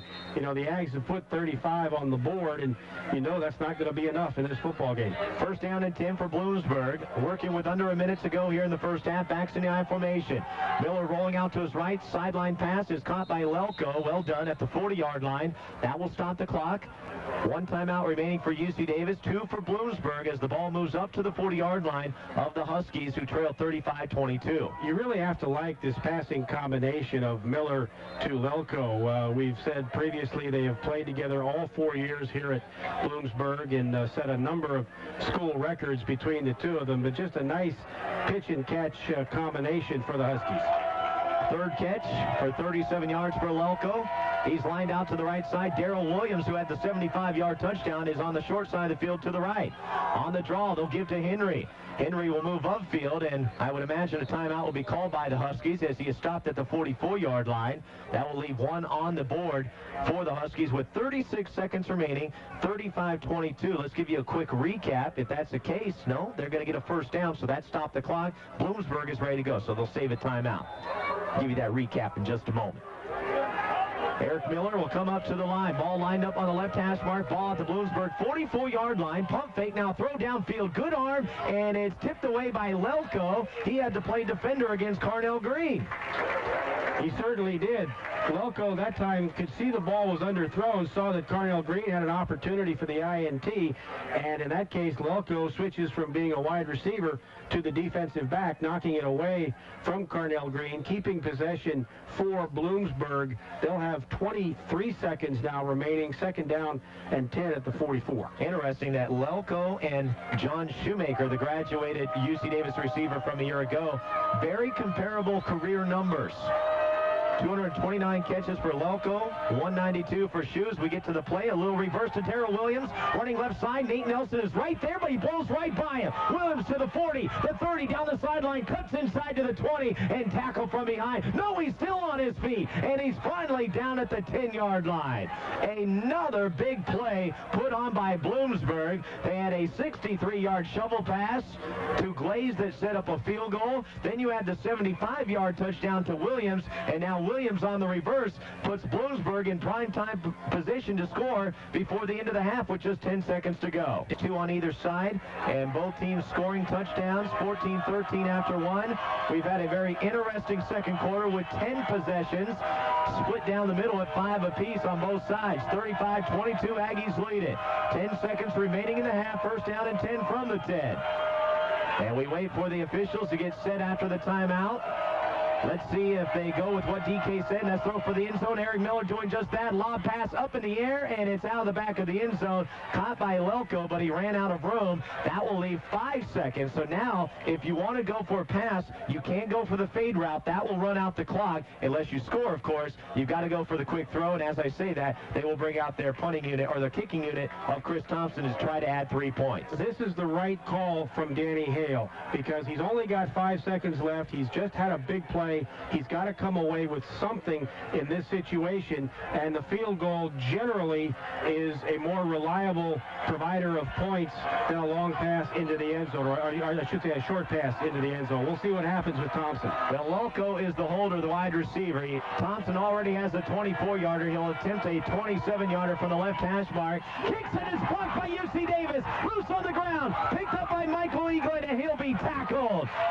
Chris Smith does it again. He gets in there, blocks it away, and the Aggies will go into the locker room with a score of 35-22. How about that, DK? Well, once again, Chris Smith making a huge special teams play. He's now taken away 4 points from Bloomsburg. The PAT early, the field goal now. We'll see how that looms, but a big momentum breaker for Bloomsburg. They come away with nothing after the long run. The Aggies, conversely, go into the Alabama, the loser going home.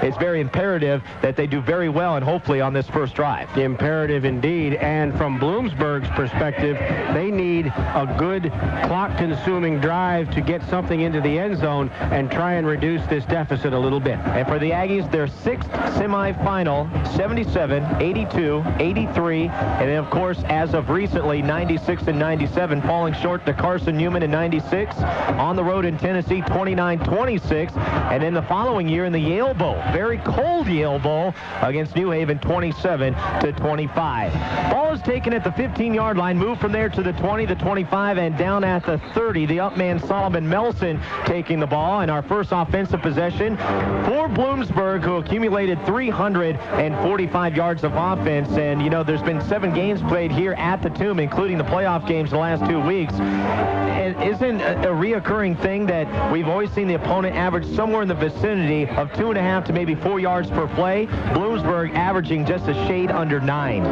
Well, the two big plays have really contributed to that, but conversely speaking, Davis, no slouch themselves at 7.4. And I think, Steve, the tone of this second half is going to be set on the first two possessions, one by each team, and we'll see what they're able to do. But UC Davis knows they want to maintain that advantage that they have now, build upon it, but to do so, they got to stop Bloom. Huskies' third trip to the playoffs in their school history, and it's a long one. Handoff to Marcus Glaze, and he's met by Edwin Garcia at the line of scrimmage. Glaze had 66 yards in the first half, all coming in the first quarter. The shovel pass, as mentioned by DK in the second quarter, that went for 63 yards and set up a 24-yard field goal by Chris Thompson. But here, no gain on the first play of the first possession. How much will Bloomsburg utilize Marcus Glaze? They utilized him a lot early on in the first half and then went away from him. Now they've come back to him with the first snap of the third period. I'm watching for bag of tricks, because it could come at any time. Miller will roll out to the right side, looks across the field, no one to throw to, and will throw it away to the Aggie sideline. He is pushed down by Robbie Flannery.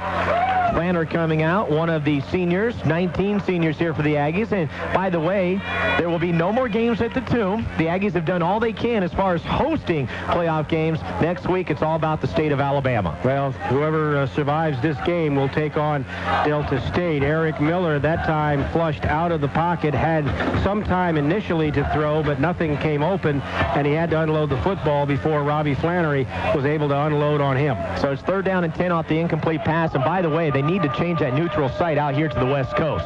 Bring it out west. That'd be fine. 3rd down and 10 this year, though. It'll be in Alabama. The throw to the left side is caught by Forgione. He'll take the hit big time. Not get the first down, shy by about 4 yards. But he was laced up a couple of times by the Aggie defenders, and the punting unit will come on. So the Aggie defense responds 3 and out. 3 and out is correct. Rocco Forgione coming up with a little bit of the almost the alligator arms there. I think Forgione realized that he had fumbled or had the ball jump up on him for the INT on his previous reception. As it is, Adriatico back in deep punt formation. Yeah, stands at his own 24. He'll move to the ball, have a chance to return. No, he's going to let it bounce. It'll take a forward bounce inside the 20.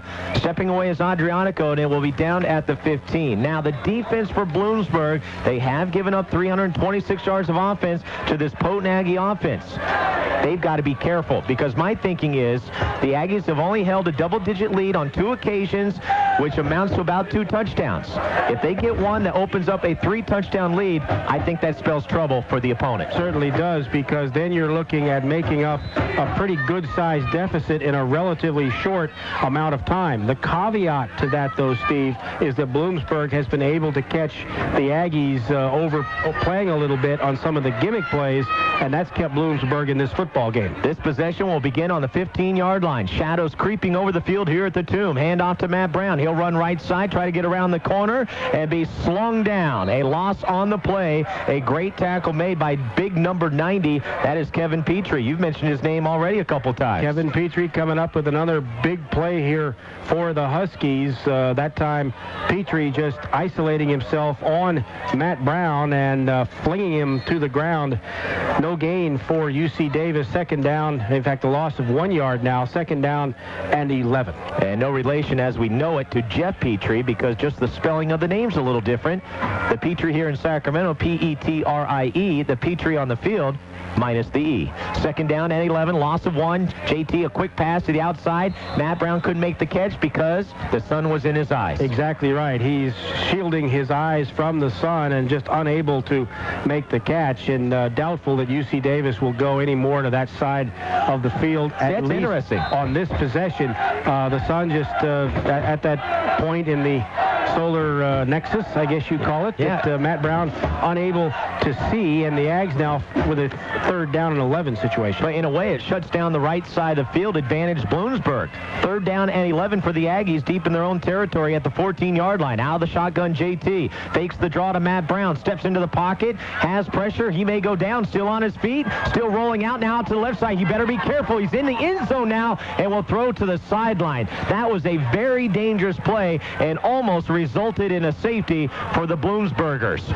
Bloomsburg getting what they want, though, forcing JT out of the pocket, and all his receivers had run downfield routes, and nobody was able to come back, seeing that O'Sullivan was in trouble, and all JT could do was throw the football away and hope that he threw it convincingly enough as to not pick up a safety.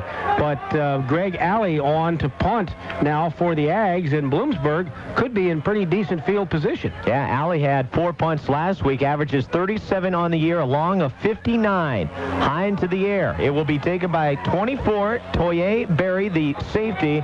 He'll call fair catch at the Bloomsburg 46-yard line. So how ironic is this? All that offense we had in the first half, first 2 possessions, 3 and outs here in the second half. Well, the 2 teams have now had an opportunity in the second half to each take the football, each team unable to do much with it, and now it's going to be a battle of wills because Bloomsburg lining up, they've got the ball just on their side of the football field, but a good situation for Bloomsburg to be in with half the field to navigate. 12-19 to go here in the third. Backs in the I formation, handoff to Glaze. Glaze goes left side, approaches midfield, stopped at the 49. A pickup of 3 on the play. Initial hit made by Viliami Tuivai. Chris Spraker getting in there to make the finishing stop, and the numbers for Spraker, we mentioned, by the way, he was put on the D2Football.com All-American team, made the second team. JT made the first team at quarterback, but Spraker 125 tackles, breaking the record set by Jason Harrison back in 1993. Now, tackle stats have only been accumulated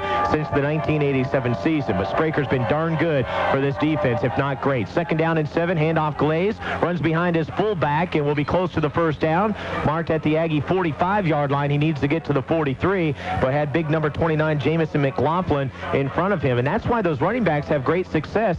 That blocking ability in front of them, Doug Warner, who we haven't heard much from, but Warner McLaughlin as the fullbacks are big bruising fullbacks. Big bruising guys who like to get underneath your chest protector there and drive you downfield. That's one of the things that, watching tape this week, the Bloomsburg offensive line, short but stout, but able to engage very quickly. Well, can the Aggies produce consecutive 3 and outs here? 3rd and 1. At the Aggie 46, handoff Glaze, cuts back to the right, has room to the 40, to the 35, open field 30. Cutting him down is Carnell Green and Quammen Taylor, but a big pickup, another big play. Marcus Gaze to the 15-yard line, a pickup of 30 yards where everything was shut up on the left. Glaze saw it, cut back to the right. We talked about his ability to see the defense and then make a decision. Give Marcus Glaze all the credit in the world on that play. He could see that the left-hand side was completely bottled up, and in turning quickly to his right, the Aggies had overplayed a little bit on the left, and he caught him napping for a huge advantage. 107 yards for Glaze on that play. In the game. 31 on the play. 1st and 10 from the 15. Rolling out is Miller. Throws to the end zone. Knocked away by Carnell Green. Stepping in front of Mike Lelko and knocking it away. And for Carnell Green, now 8 pass breakups on the year. Carnell Green with great coverage, but Spraker bearing down on Eric Miller. Miller throwing the ball at the last possible second, but in delaying just a little bit, he gave Carnell Green the one step he needed to come up and make the play. 2nd down and 10. Ball to 15. We're in the third quarter. 10:37 remaining. First 2 possessions, 3 and outs on both sides. But after a 31-yard run on 3rd down and 1 by Marcus Glaze, he is out of the backfield. In steps Henry. Henry will take the handoff, and actually they gave it to the first man through. So another bag of tricks in that they go to the fullback. The mark-off will be at the 10-yard line, so a 5-yard pickup, and it'll turn out to be McLaughlin getting up from the pack. McLaughlin, the first man through on that handoff, pick it up about 4 yards. So Bloom now faced with a 3rd down and 6 from the 11, and Bloomsburg really in a situation, Steve, they need to come out of this with something. Aggies up by 13, 35-22. 3rd and 6 from the 11. Out of the shotgun, Eric Miller throws to the end zone, and it is caught. It is caught by Terrell Johnson. Corner of the end zone, right side. Coverage by Quammen Taylor. And again, Bloomsburg deciding they want to hang around. Perfect combination from Eric Miller to Terrell Johnson right in the corner of the end zone. Good coverage by UC Davis, but just a pinpoint pass, and Bloom with a point after touchdown. They're right back in this football game, 35-28, pending the not-so-automatic point-after touchdown. Well, the Aggies have 3 receivers, Ojo, Enos, and Oliva with over 10 touchdowns. Johnson with that touchdown catch, his 10th, to go up with Lelko, who has 18 on the year, 1 in this game. The point after is good by Thompson. Wow, 35-29. The lead is 6, 9:57 to go in the third quarter. Yeah, the Aggies are putting up all those points, but guess what? Today, it's not going to be a...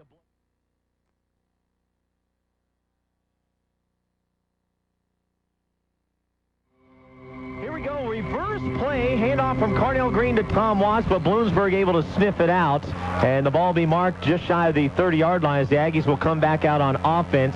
That drive by Bloomsburg, 6 plays, 54 yards, 2 minutes and 22 seconds, 35-29 is now our score. Miller to Johnson, 12 yards away. But remember, a big play by Marcus Glaze on 3rd and 2 goes for 31 yards to set up that score. You know, when you get down to the final 4, this is the type of football game that you would expect. Not a one-sided game by any stretch of the imagination, but 2 heavyweights just slugging it out right in the middle of the ring. And I think it's going to be that way from here on out. And by the way, the 29 points, a season high given up by the Aggies this year. On 3 different occasions, they gave up 28. J.T. O'Sullivan on the second possession here in the third quarter, throwing, firing, and missing, and it's intercepted. Goes over the head of Charlie Enos and into the hands of the cornerback Rudy Garcia, his 5th interception, and here comes Bloomsburg. Here comes Bloomsburg is indeed correct. Charlie Enos went up for the pass. O'Sullivan getting a lot of pressure in his end of the football field, made a good, solid throw, but just a little bit too high, and Rudy Garcia in perfect position to make that INT, and once again, Davis's defense back on the football field. Second interception, 6th in the playoffs, but here's the good news. The Aggies have only given up 3 points, but you know what? That doesn't matter right now. First down and 10 from the Aggie 38. Home run ball downfield for Johnson. On the coverage is Quammen Taylor, and it's just a little bit overthrown. Otherwise, that was 6 on the board, and we would have had a tie ball game for the second time today. Well, Quammen Taylor with good coverage, but one thing, Steve, that's somewhat apparent right now is Eric Miller is getting all the time in the world to throw. There's not nearly enough pass rush pressure on Eric Miller. You know, we were mentioning that JT had only been sacked 18 times this year. Same goes for Eric Miller. He's had great coverage all season long, only being sacked as well 18 times. Second down and 10 after the incomplete pass. Third quarter action, 9:34 to go. Aggies lead 35-29. Have never trailed in the ball game. Bloomsburg with a chance to tie if they can get into the end zone. Backs in the I formation. Miller with a quick throw. It is caught by Darrell Williams. He'll move ahead, get the first down as he's down at the 25. Viliami Tuivai and Chris Spraker with the stop. Viliami Tuivai and Spraker coming up, but too late on Darrell Johnson. Runs just a little bit of a slant route to the right-hand side. Eric Miller with plenty of time and finding him perfectly, and Bloomsburg looking to capitalize on the Rudy Garcia interception. They have a 1st and 10. Now in the first half, UC Davis, JT did have an interception by Trent Flick, but Bloomsburg didn't do anything, had to punt away in the second quarter. But right now, they're knocking on the door. First down and 10 from the 25-yard line of UC Davis. Backs in the I formation. Fake the handoff as Miller rolling out to his right side, throwing to the tight end. It is complete to Sullivan, and he goes out of bounds inside the 10-yard line. That was a well-disguised play, and that's great experience shown there by Eric Miller. Very good job, Eric Miller. Robbie Flannery was bearing down initially, but Miller got a block from one of his offensive linemen, and the tight end, Sullivan, wandered out into the pass pattern for Bloomsburg. Miller found him perfectly, give him 15 yards. First and goal from the 10-yard line. No first down can be accumulated here. Bloomsburg at least in field goal range, but they want 6 and try to tie it up. Handoff goes to Henry, running the left side of field, and he's taken down by Nate Nelson. Flags on the play, but Nelson with a nice stop over the left side, a gain of 2, and we'll see what it's all about. Body language telling me it may be holding against the Bloomsburgers. Nate Nelson and Paul Cater in on that last play, and Bloomsburg is indeed backing up as the officials huddle, and we'll see what the decision is here from the referee who's about to make his call. You know, we've seen some good quarterbacks all season long, and you can run the list down at Western Washington, Central Washington, Western Oregon, Ricky Ray at Sac State, but this Eric Miller, he's the best I've seen as far as opponents are concerned. Well, he's quite a capable young man and a 4-year starter for Bloomsburg. And Danny Hale and the offensive staff have really done a nice job designing plays to exploit Eric Miller's talents. Yeah, 8,200 yards and 82 touchdowns in his career.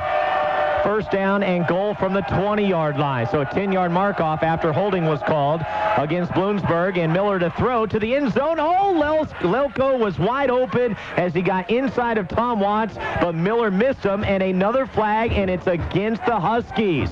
They'll be moved back even more. I think it's another holding penalty as the flag thrown, and right now it's Bloomsburg that's shooting themselves in their own foot. Well, it's a roughing the passer call. Oh, it's going the other way. I thought by the body language of Miller that it was going to be another holding. It turns out to be roughing the passer. And maybe what Miller was trying to do is look at the officials and say, are you going to call that? And a first down for Bloomsburg. A late hit on the Aggies on the quarterback, and unfortunately right in front of the official. And the Aggies right now, a little bit of confusion. They have to use the timeout. We will break away 35-29. Bloomsburg knocking on the door, 8:34. Even Steven, you got to give them a lot of credit. First and goal from the 10-yard line. Huskies out of the Pennsylvania State Athletic Conference. They have won 11 straight, started their season 0-2. Eric Miller, the quarterback, with 3 touchdowns on the day, rolling out to his right, throwing to the end zone, and tipped away up in the air, intercepted by Hale.Husky. Cornell Green tipped it up in the air, intended for Lelko, and the Aggies get a break. The ball is theirs here in the third quarter. Once again, the ball being tipped. It hit Lelko in the hands, but as it hit him in the hands, he got popped from behind.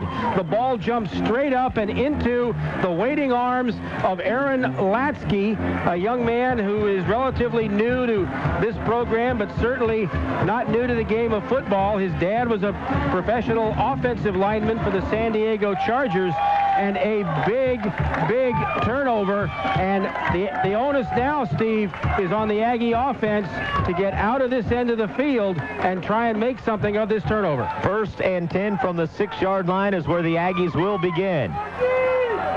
They have had, all their drives have been over 48 yards, so this would be nothing new, especially in this game. Rolling out to his right is J.T. O'Sullivan being pursued. Now he's going to run and go out of bounds at about the 12-yard line, so he will pick up 6 on the play. And for O'Sullivan, now with 52 yards in this ball game, interestingly enough, last week went for a gaudy 65 yards rushing, which was a season high, and also owns the longest run from scrimmage when he went 58 yards in his first start against Eastern Oregon this year. You know, it's interesting, Steve. Matt Brown has not been much of a factor in this football game, and I wonder if perhaps Bloomsburg has really diagnosed the running game well enough that the Aggies have chosen to go away from it. Second down and 6 from the 10-yard line. So the mark actually at the 10, not the 12, as I first saw it. J.T. O'Sullivan looking to the sideline, throws, and it's caught by Chris Smith.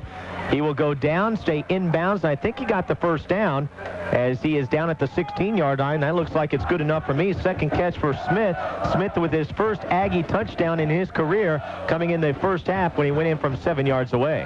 Well, Chris Smith going to his knees to make that catch, but they're only, I think, going to give him 5 yards. It'll be a third down and 1, maybe 1.5 situation for UC Davis.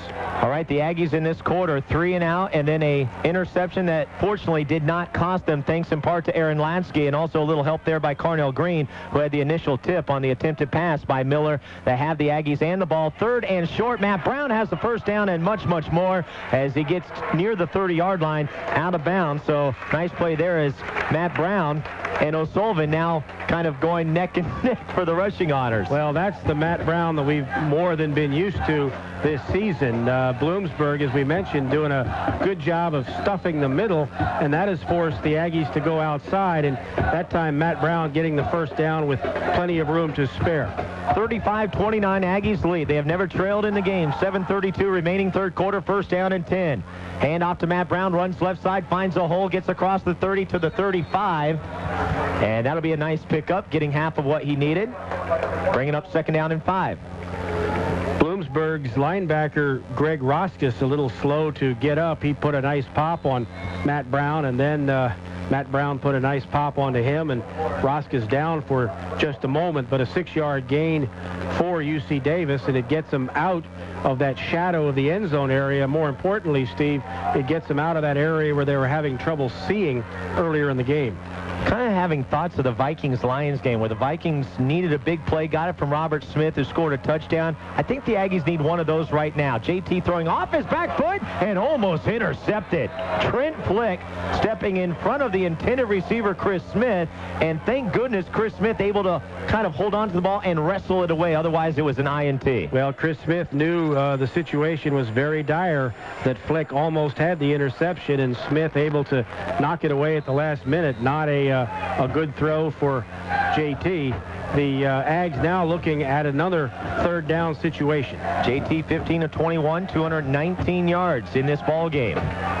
He does have 3 touchdowns, but has been picked off twice in the contest. 3rd down and 4. Another critical play for the Aggies here. 6:45 remaining third quarter. In motion, Matt Brown. Nobody in the backfield. So 5 receivers. Quick throw to Charlie Enos. He's got to get going, though. It's not going to happen. He's going to be wrestled down right where he caught the ball at the 34-yard line. That would be the line of scrimmage.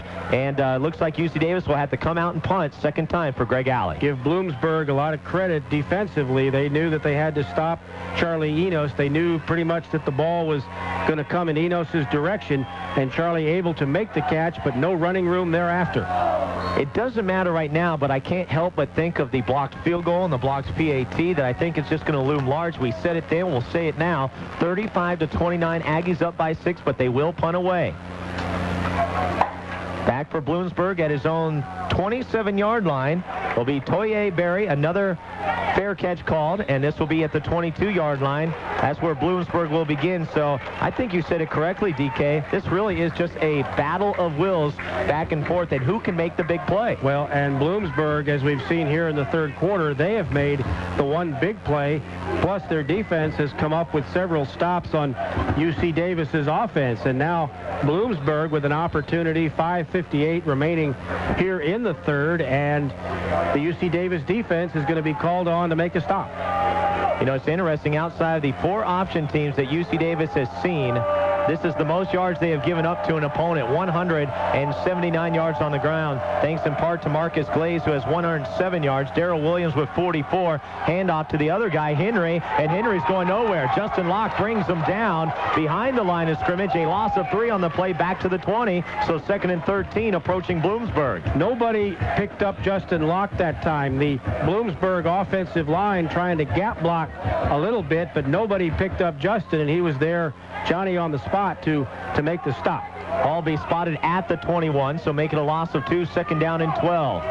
Bloomsburg moving left to right as we see it. We're in the third quarter, 5.5 minutes to go. Aggies lead 35-29. Eric Miller with backs in the I formation. Give it to the first man through, McLaughlin. He gets nothing. So all of a sudden, what seemed to be open in the first half in the middle, the Aggies have seemed to made the, I guess, changes needed to change all that. Well, you adjust a little bit, and in this case, you adjust on the fly. Chris Spraker coming up from his middle linebacker spot. He was at the bottom of the pile holding on to McLaughlin's ankle, and Eric Miller now more than adept, but he is looking at a 3rd and 9. Well, DK, both teams have been very good on third downs as far as big plays needed. 3rd and 9 right now on the 24-yard line. Eric Miller from the shotgun throws across the middle, misses his man, coverage by Carnell Green. Chris Bradford, the secondary coach, said Carnell Green will cover Mike Lelko all day long. I tell you what, I think the fans, and they've done it for the entire game, but they realize the spirit of the defense maybe is where it's at today, and it's helped this team to where it is at this point of the game. They also realize they have the opportunity to be a 12th man. And one thing about the crowd here at UC Davis, Steve, the games for the most part have been so one-sided that the crowds haven't been into it that much. Sellout crowd, a block punt, Justin Patterson, but it's picked up and ran to the 30, the 35, and a first down for Bloomsburg. Oh, what a turn of events.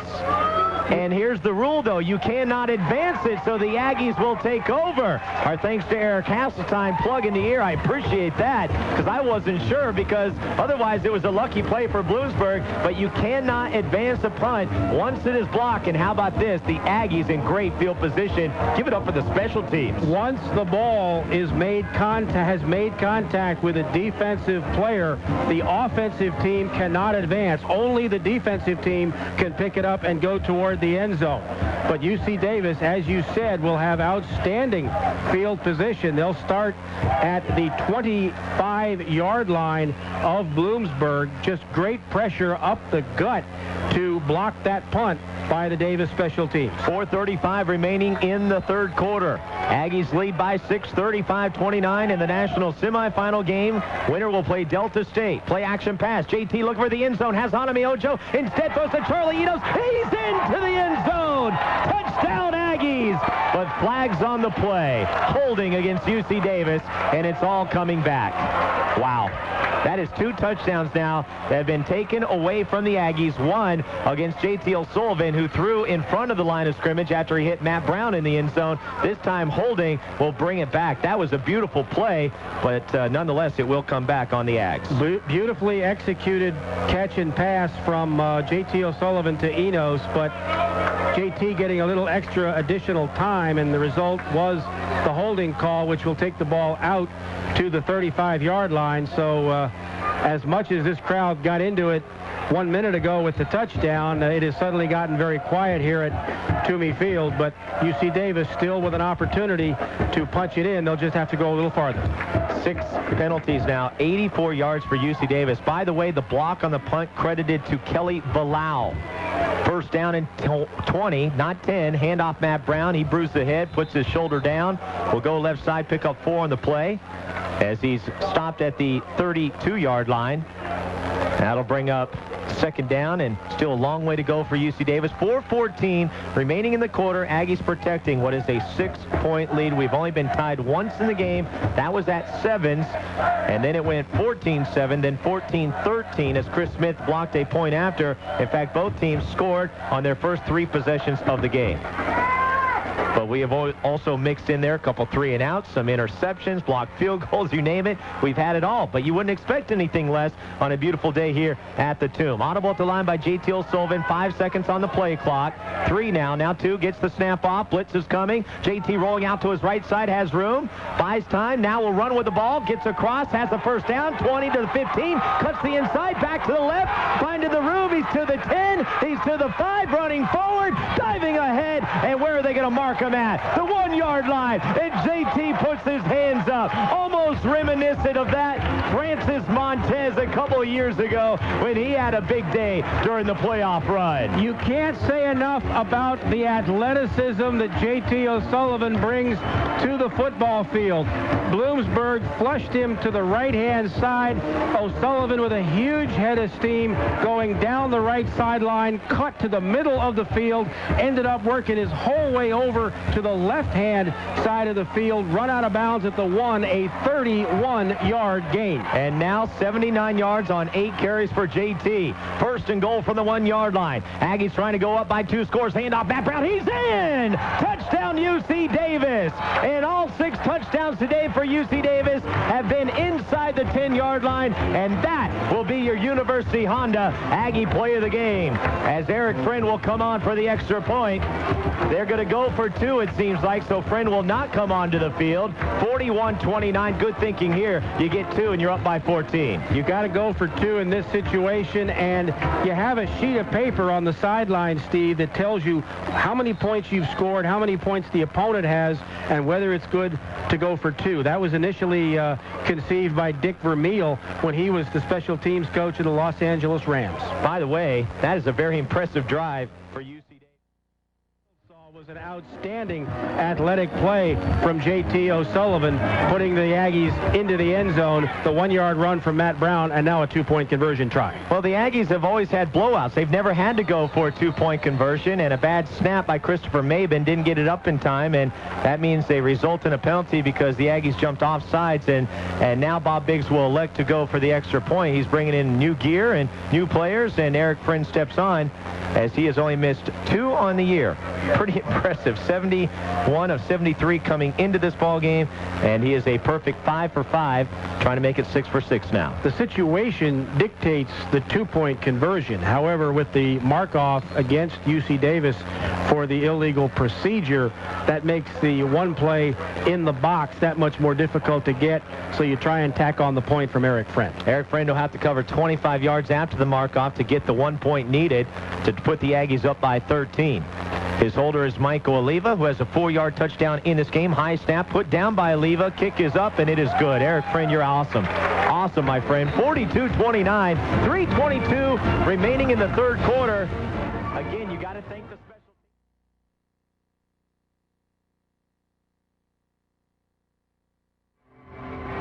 Stone is back to receive the kickoff. He'll do so at the 10-yard line. Work to the right side, 15-20 to the 25. Finds the seam, 30, 35, 40, 45, 50. One man to beat. He's down the sideline and stumbles, thank goodness. Scott Leiser tripping him up, but great field position for Bloomsburg as the mark-off will come at the 36-yard line of UC Davis. Well, a great run back on the kickoff. Bloomsburg this year already has a kick return for a touchdown, and Tony McCall, along with Leiser, able to trip the man up. But great situation for Bloomsburg as they try to erase a 13-point deficit at 42-29.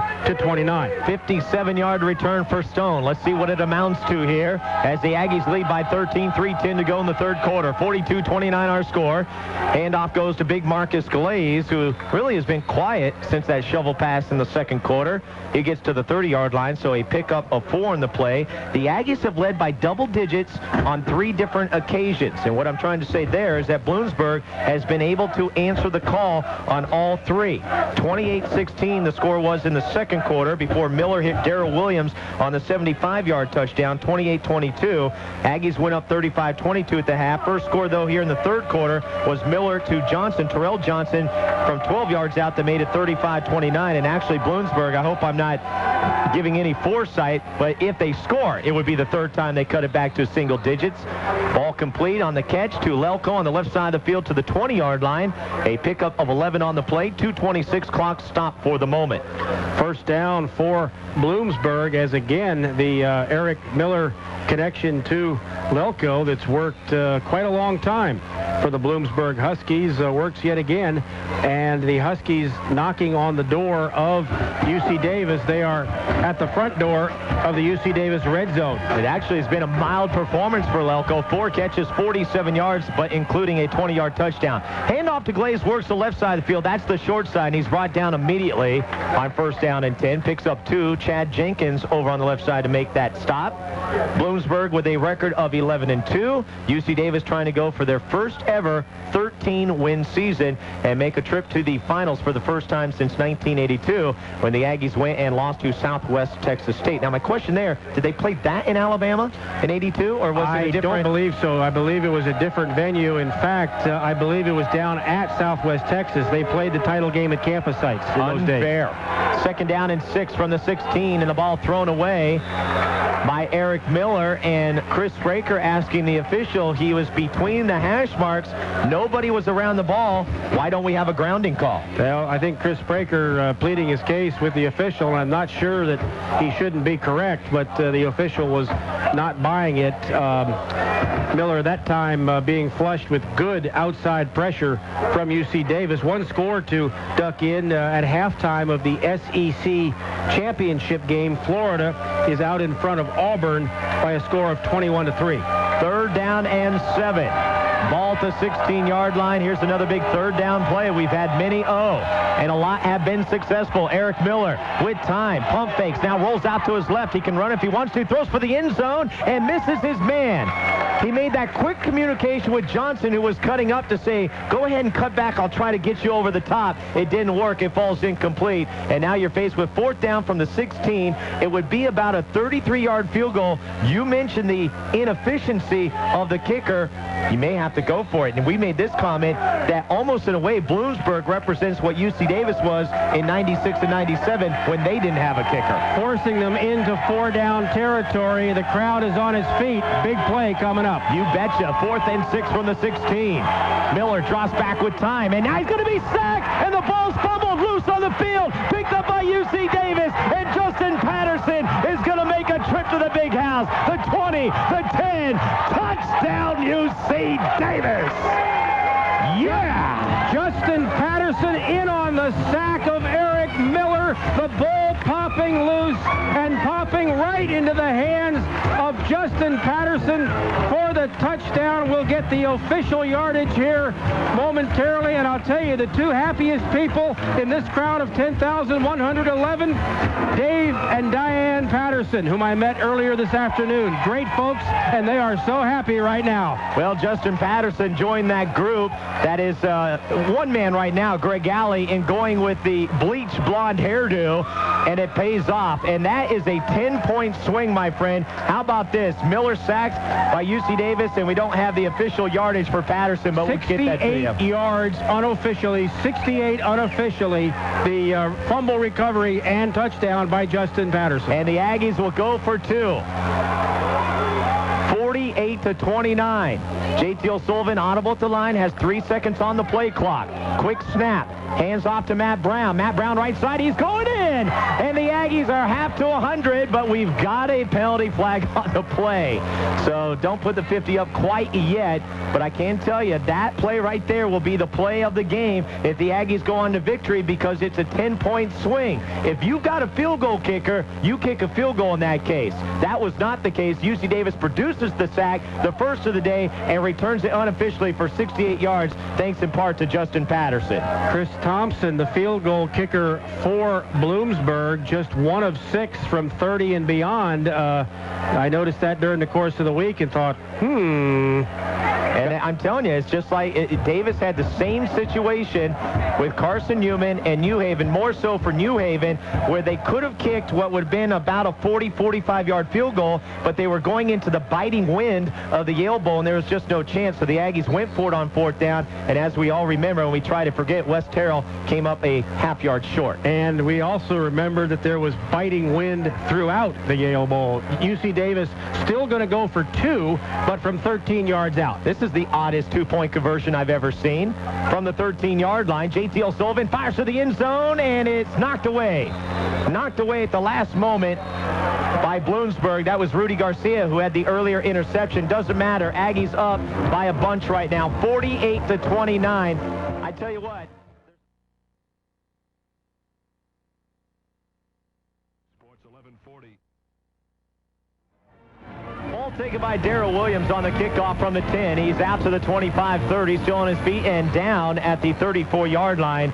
Justin Patterson, 67 yards officially. Fumble recovery for a touchdown. Second time this year. Remember, Paul Cater went for 78 yards earlier this year against Eastern Oregon. We go down to the sidelines. Eric Hasseltine. Well, guys, that play was set up by senior middle linebacker Chris Spraker. Spraker fought through the block of the fullback, got to Miller to make the sack, held on to him, held him up so the other Aggie defenders could come strip the ball. What a brilliant play by a senior who's had a great career. Back up to you. Yeah, great turn of events for UC Davis, now leading 48-29, but still 16 minutes and 26 seconds of football. Handoff Glaze gets through the first line of defense, stopped by the linebacking core as Chris Spraker, and looks like big number 97 for UC Davis. That'd be Josh Faval, not to be confused with Kelly Volau, and Chris Spraker is down after that hit.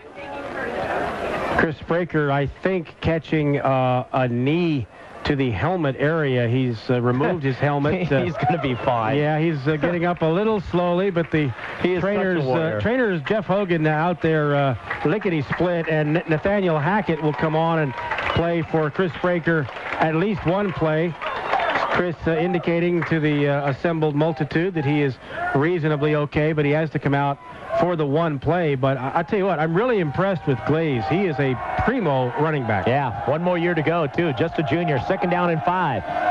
Bloomsburg at their own 38. Quick throw out to Lelko. Oh, nice grab. Got it right off the ground and moves upfield and goes out of bounds at the 46-yard line.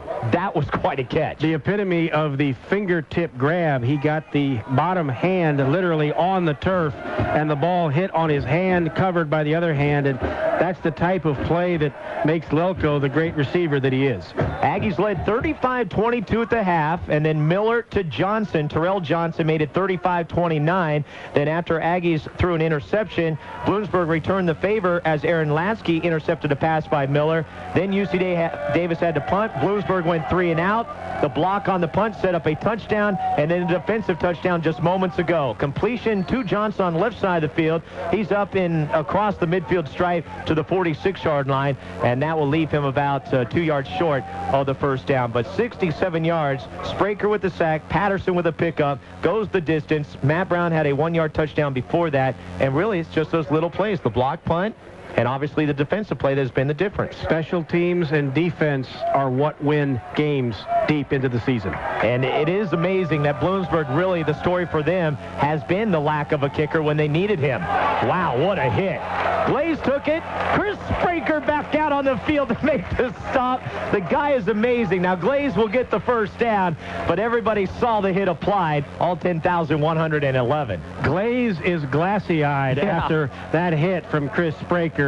Spraker coming in after missing 2 plays and just introduced himself to Marcus Glaze and said, "Son, I'm back in this football game." Well, Bloomsburg, it looks like they're going to settle and let the time run out. Final 10 seconds as both teams will exchange sides.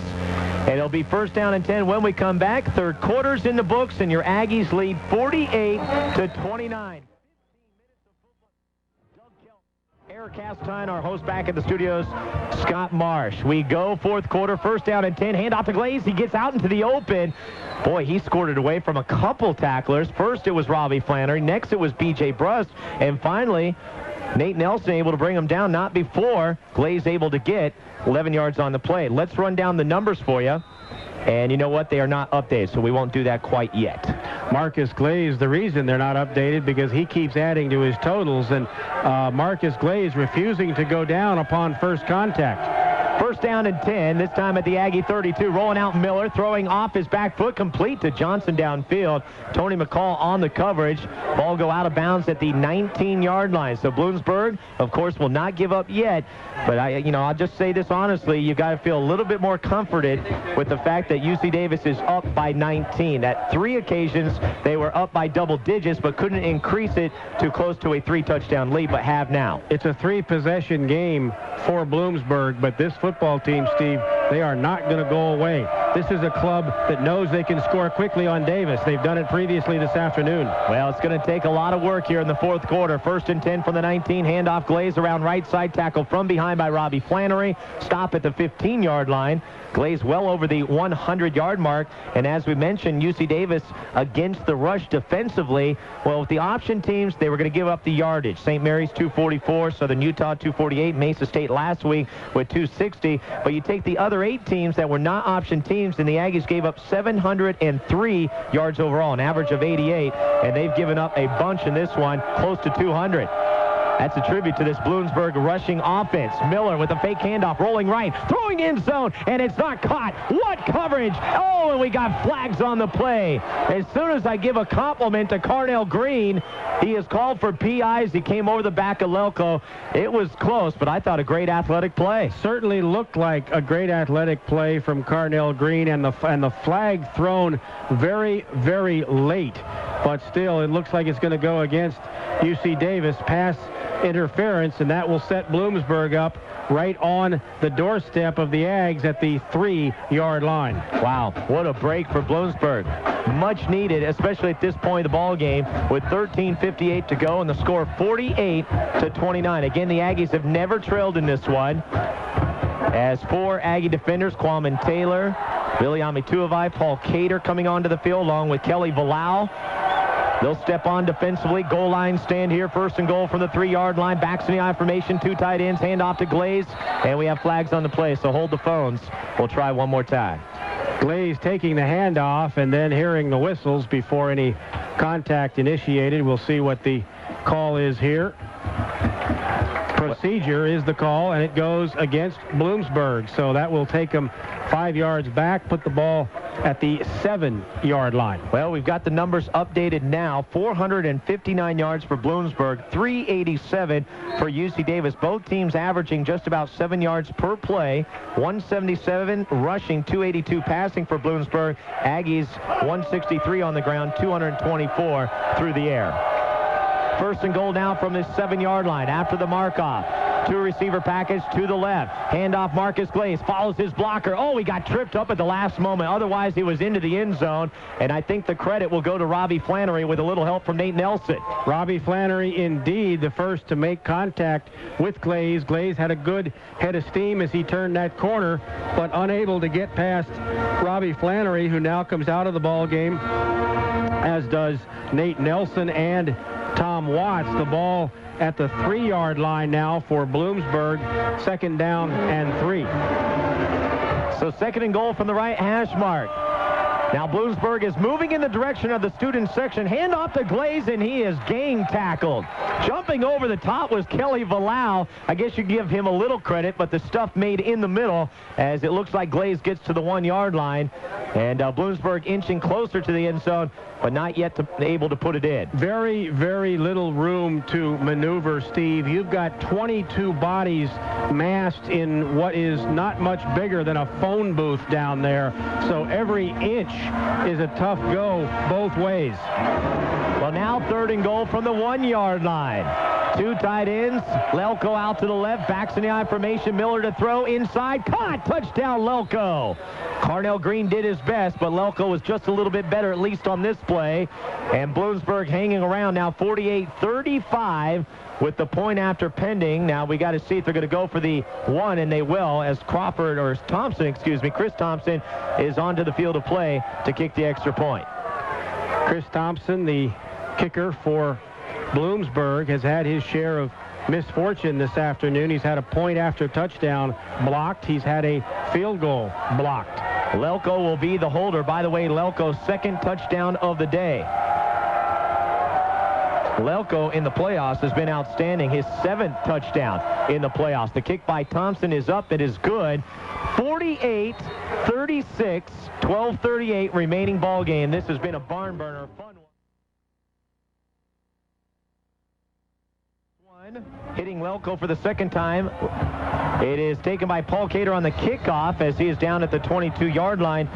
Good numbers for Miller, 296 yards, 3 touchdowns, 2 interceptions. Ironically, O'Sullivan also with 3 touchdowns and 2 interceptions, but has thrown for 224 yards. Bloomsburg, a 4-play, 24-yard drive that took up 1:37. Let's not forget they were set up on the good kickoff return by their man Stone. Kicking teams and defense, Steve, have really been what's dominated this second half, particularly for UC Davis. The difference in this game really is the defensive touchdown and the touchdown the Aggies got that was set up by the block punt. By the way, the Stone I'm talking about is Bryant Stone, just a freshman. Very good athletic ability. First down and 10 for the Aggies. The sideline pass complete to Anime Ojo, trying to shake off a defender, and will go down at the 29-yard line, 2 yards shy of the first down. And for Anime Ojo, just his 3rd catch. Remember, his other 2 catches in the first half came across the middle. They haven't been able to go deep with him yet. No, they have not. And I would not be at all surprised, Steve, to see the play calling go toward a passing, conserving type of offense. The Aggies that time, they're not disappointed that Anime Ojo did not get out of bounds, because right now the clock is definitely a factor, and it will become more so. But the Aggies would love to convert 3 or 4 first downs in a row here. Second down and 3 from the 29-yard line. Aggies need to get to the 32. They're at their own 29. Hand off to Matt Brown. Matt Brown running left side. Will get to the 30, so a yard shy as third down will be coming up. Well, if you like points, well, then you better like this Aggie football team. Needed 24 points coming into today to go over the 600-point plateau. They've doubled that as far as 24. They've got 48 on the board. 84 points scored in this game overall between the two teams. There were 58 scored here 2 weeks ago and 80 scored last week in the 62-18 victory. The biggest difference is that UC Davis has 48, and they're still not comfortable. Yeah, exactly. This has been a well-played ball game between both teams. Big plays have been the difference, no doubt about it. Charlie Enos running in motion to the right side. Play action pass to Matt Brown. JT rolling to his left, running out of the room. Now toe-stepping the sideline and trying to dive ahead for the first down, but he will come up short. His ability to see the marker and where he needs to get for the first down really is keen and amazing, despite all the fact all that traffic's going on around him. Ton of traffic around him, and that time he just wasn't quite able to come up with the first down yardage, missing by about 1 yard. So here is Bloomsburg. They have done what they've needed to do defensively. They forced Davis into a 3-and-out. Greg Alley in punt formation for the Ags, and Bloomsburg will get the football. Now, Toye Berry has had 2 punt return possibilities, but has called fair catches on both. Greg Alley with a kick. Oh, nice boot up into the air, and another fair catch called by Berry at the 35-yard line. So that's where Bloomsburg will begin with 10:46 remaining in the fourth quarter. 48-36. UC Davis on top. They have never trailed, but as DK alluded to, also have never been real comfortable. They were comfortable for a moment, but that's before Miller hooked up with Loco from a yard out and made it back to within 2 possessions. Once again, UC Davis's defense going to be called upon to do something with Bloomsburg, which has proved very opportunistic throughout the course of this football game. You know, we tried to be entertaining in the blowouts, and you think of all the people who probably tuned out when the game was well decided. Well, not this one. So I hope you're still with us enjoying this one, as a pass completion is taken by number 19, Terrell Johnson. Johnson out at the 48-yard line. That's good enough for the first down, and Johnson's been real good on those sideline routes. Well, over 300 yards, believe it or not, only his second 300-yard game. That blows me away with the numbers that he has put up. First down and 10, handoff to Glaze, and Glaze will go across the midfield stripe to the 48. Glaze now with 143 yards rushing, but Miller 310 yards on 19 of 37 passing. His only 300-yard game came in the first round of the playoffs against Saginaw Valley State. That is very, very surprising given the caliber of receivers that Bloomsburg has and the very good offensive schemes that they employ. 4-yard pickup, second down and 6, quick out thrown. Uh-oh, here's the bag of tricks, and it won't go anywhere, but it is caught on the right side. Now the run coming, and it's by number 24. That's Toye Berry still running with the ball as he goes down at the 34-yard line. That totally caught me off guard, but I had told myself I got to be ready for that. They did a quick outlet to Berry, who is a safety. He was ready to throw the ball downfield to Johnson, but it didn't happen as the good defense by UC Davis put the pressure on. Berry had to run, but guess what? He got the first down. Give credit, though, to Toye Berry to see that he had oodles of real estate up the left-hand side and more than enough for the Bloom first down. Welco and Johnson will split out to the right side. Between them, 9 catches in this game. Backs in the I formation. Coming in is Aristine Henry, who has a 12-yard touchdown in this game. That was the first score, and he is buckled down right as he gets past the line of scrimmage. He'll pick up 2 on the play. Chris Spraker in on the stop, and Hoskatami will also get credit. UC Davis's defense has been on the field an inordinate amount of time here in the third period and the fourth period, the second half, I should say. And once again, they're stepping up and making some plays, but Bloomsburg continues to just pound away relentlessly, and the Huskies able to stay in this football game, utilizing every inch of this field, various trick plays. Eric Miller rolling out to his right side, throwing for the end zone, and overthrows Lelko, who got away from Carnell Green.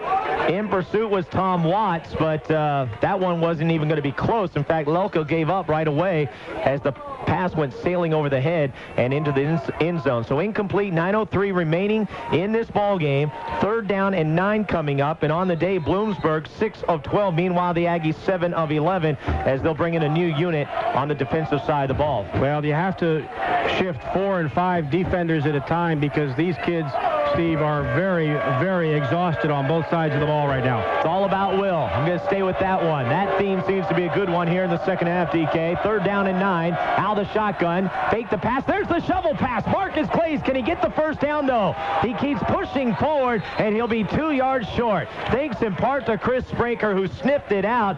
But once again, I was caught by surprise, and at the last moment, shovel pass. That is great patience, good timing on that offense by Bloomsburg. They use that shovel pass incessantly. It's not something you haven't seen on film, but still very difficult to pick it up. The Aggies thought they had him trapped for a loss, and then he shovels off to Glaze, and it's a 4th down and 2 situation, and very, very key pivotal point of this football game right now. Well, if you had a good kicker, it would be a 45-yard field goal. Here's Miller throwing for the end zone, overthrew his man, and that will do it.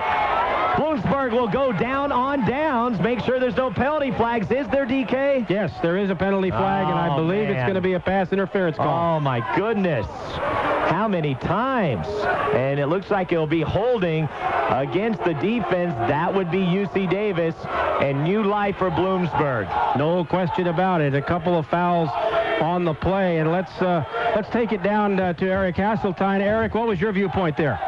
It did seem that the defender had a hold of the jersey. However, the ball was uncatchable. But if you are caught for holding, that nullifies the uncatchable disregard right there. So if you do hold the jersey, it can be called no matter what. That's what the referees called. If that's what they saw, that's the proper call across the field. It didn't seem to me like it was much of a hold. Back up to you guys. Well, this game has been nothing short of sensational. You can start from beginning and to this point, and there have been dozens upon dozens of great plays in this one. Here comes the reverse to Darrell Williams. To the left side, Paul Cater gets blocked. 15-10, 5, touchdown Darrell Williams.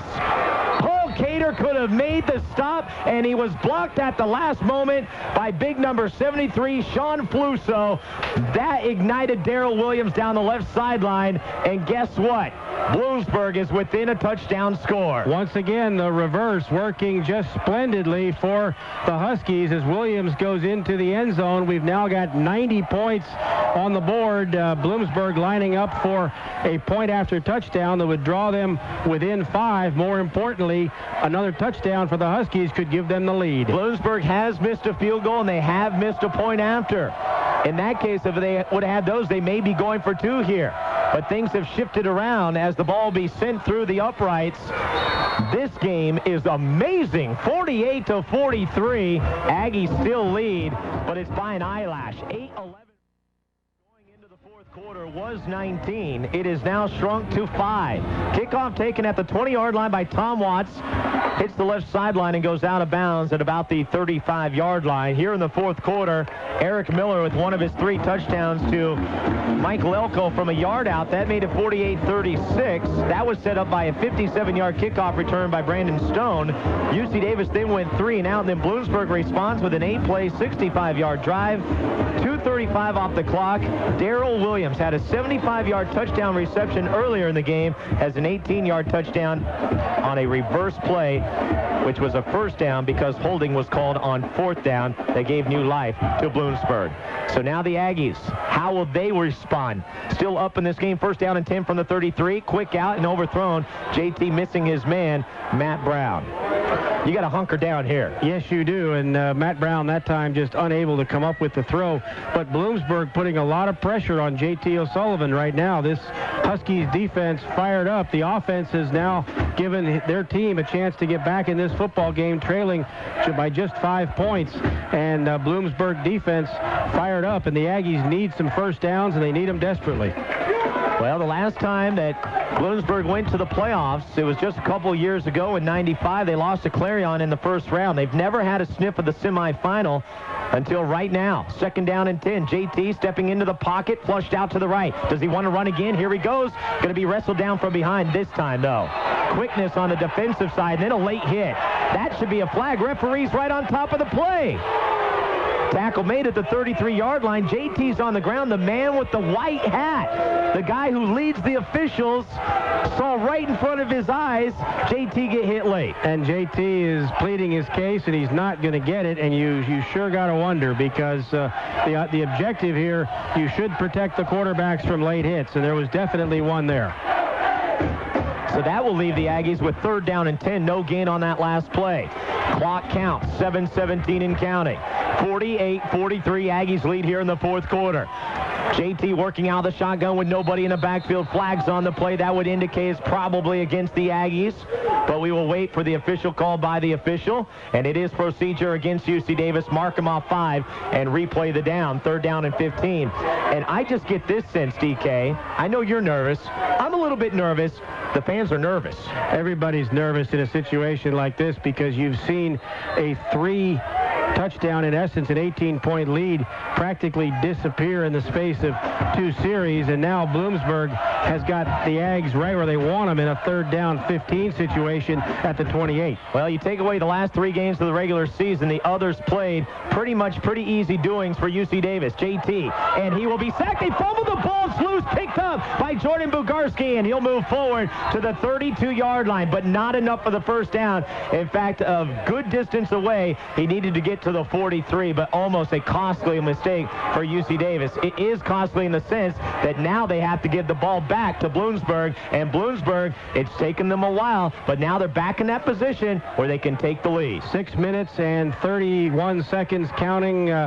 Greg Alley is back to punt, and Jordan Bugarski, a lot of credit there to get after that loose ball and prevent the turnover. Well, the Aggies 3 and out in both their possessions here in the 4th quarter. So Greg Alley with a high kick.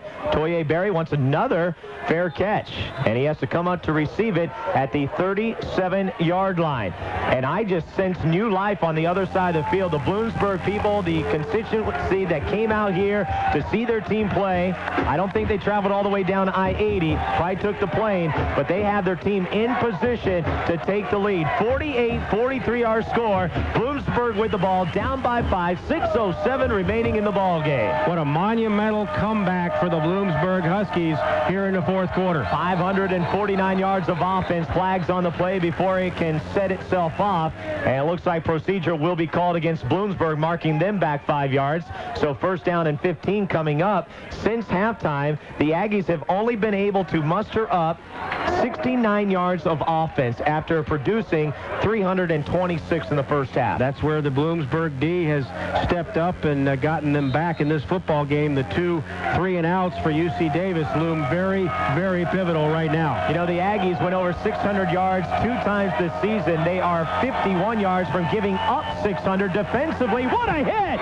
Chris Spraker, as the handoff comes and the hit is delivered. Spraker shaking his head as if to say that felt good. McLaughlin getting the brunt of it. Well, McLaughlin just getting his bell rung by Spraker that time, and there isn't a young man on this football field that wants this thing any more than the middle linebacker, the heart and soul of this UC Davis defense, and that's Chris Spraker. 2nd down, 14. You know, I can't do it. The defense is going to have to, and that's watch out for the bag of tricks. 2nd down and 15. Handoff to Marcus Glaze. Has room out to the right side. Tackle from behind, loose on the field. And it's down on the field. Who has it?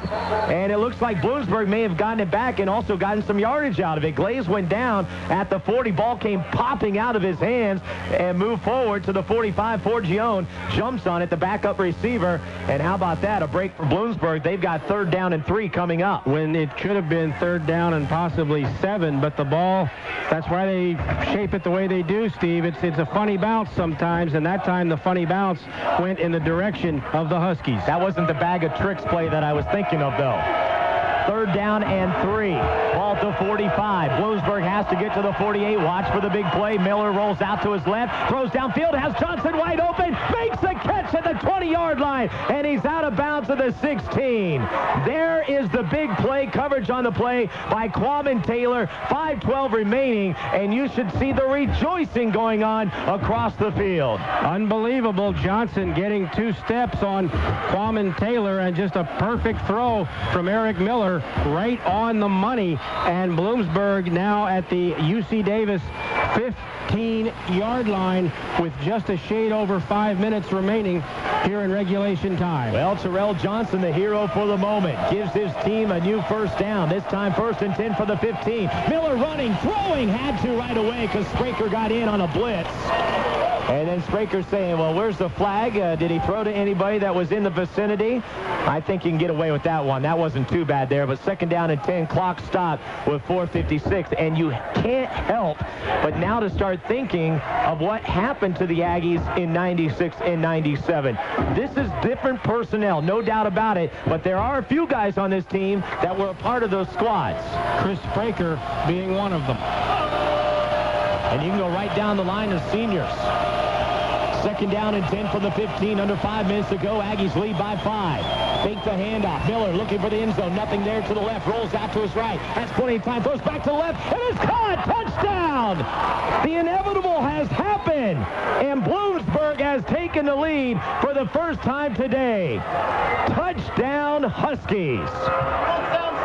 49-48. Bloomsburg has erased a 3-possession deficit to not only get back in this football game, they are leading in this football game. And now it appears that the Huskies will go for the 2-point conversion. That would give them a 3-point edge. But what an incredible comeback for Bloomsburg. Eric Miller with his 4th touchdown pass of the afternoon. Good coverage by UC Davis, but just a step late. Make it 5 touchdowns on the afternoon for Eric Miller. 2-point conversion could play be big. As Miller rolls out to his right, throws to the end zone, and it's caught by Lelko. They'll give it to him. 2-point conversion is good, and Bloomsburg has come back from 19 points down here in the 4th quarter to take the lead, 51-48, 4:48 remaining. What a game on Sports 11. Never did we think that 48 points would not be enough for the Aggies this year.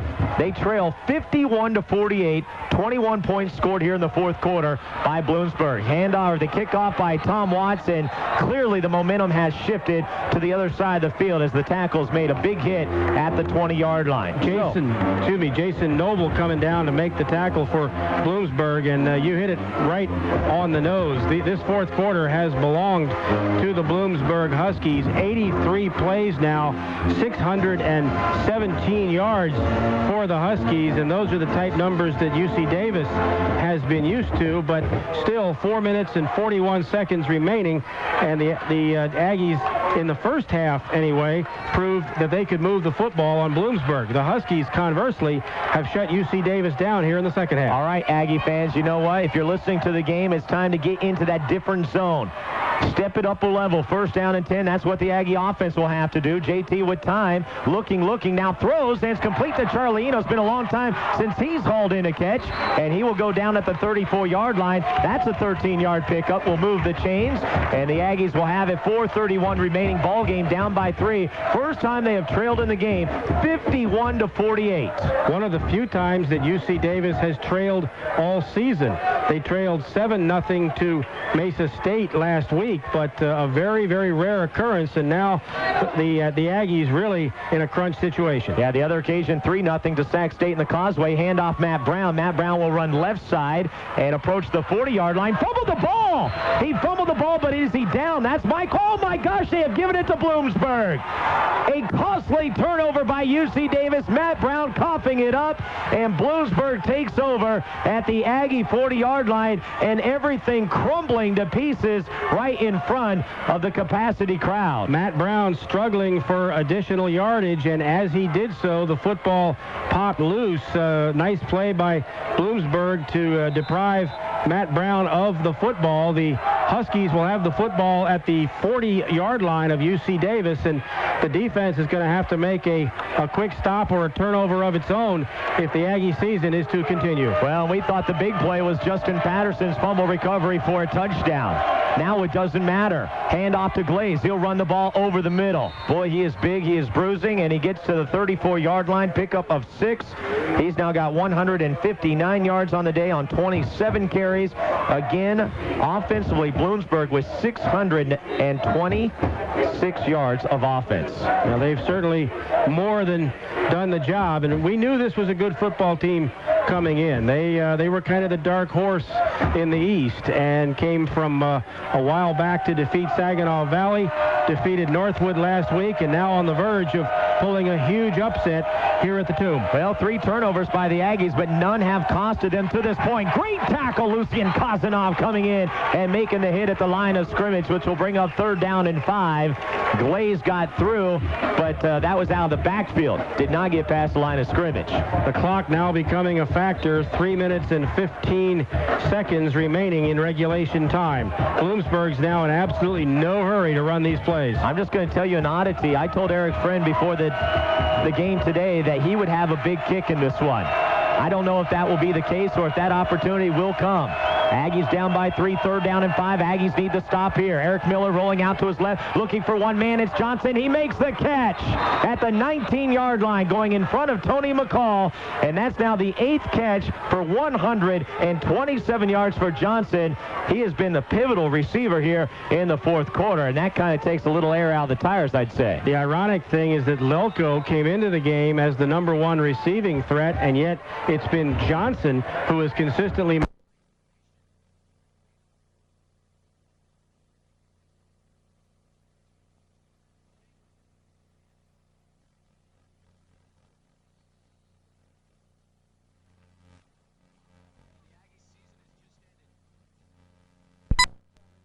unanswered points here in the 4th quarter. Go figure.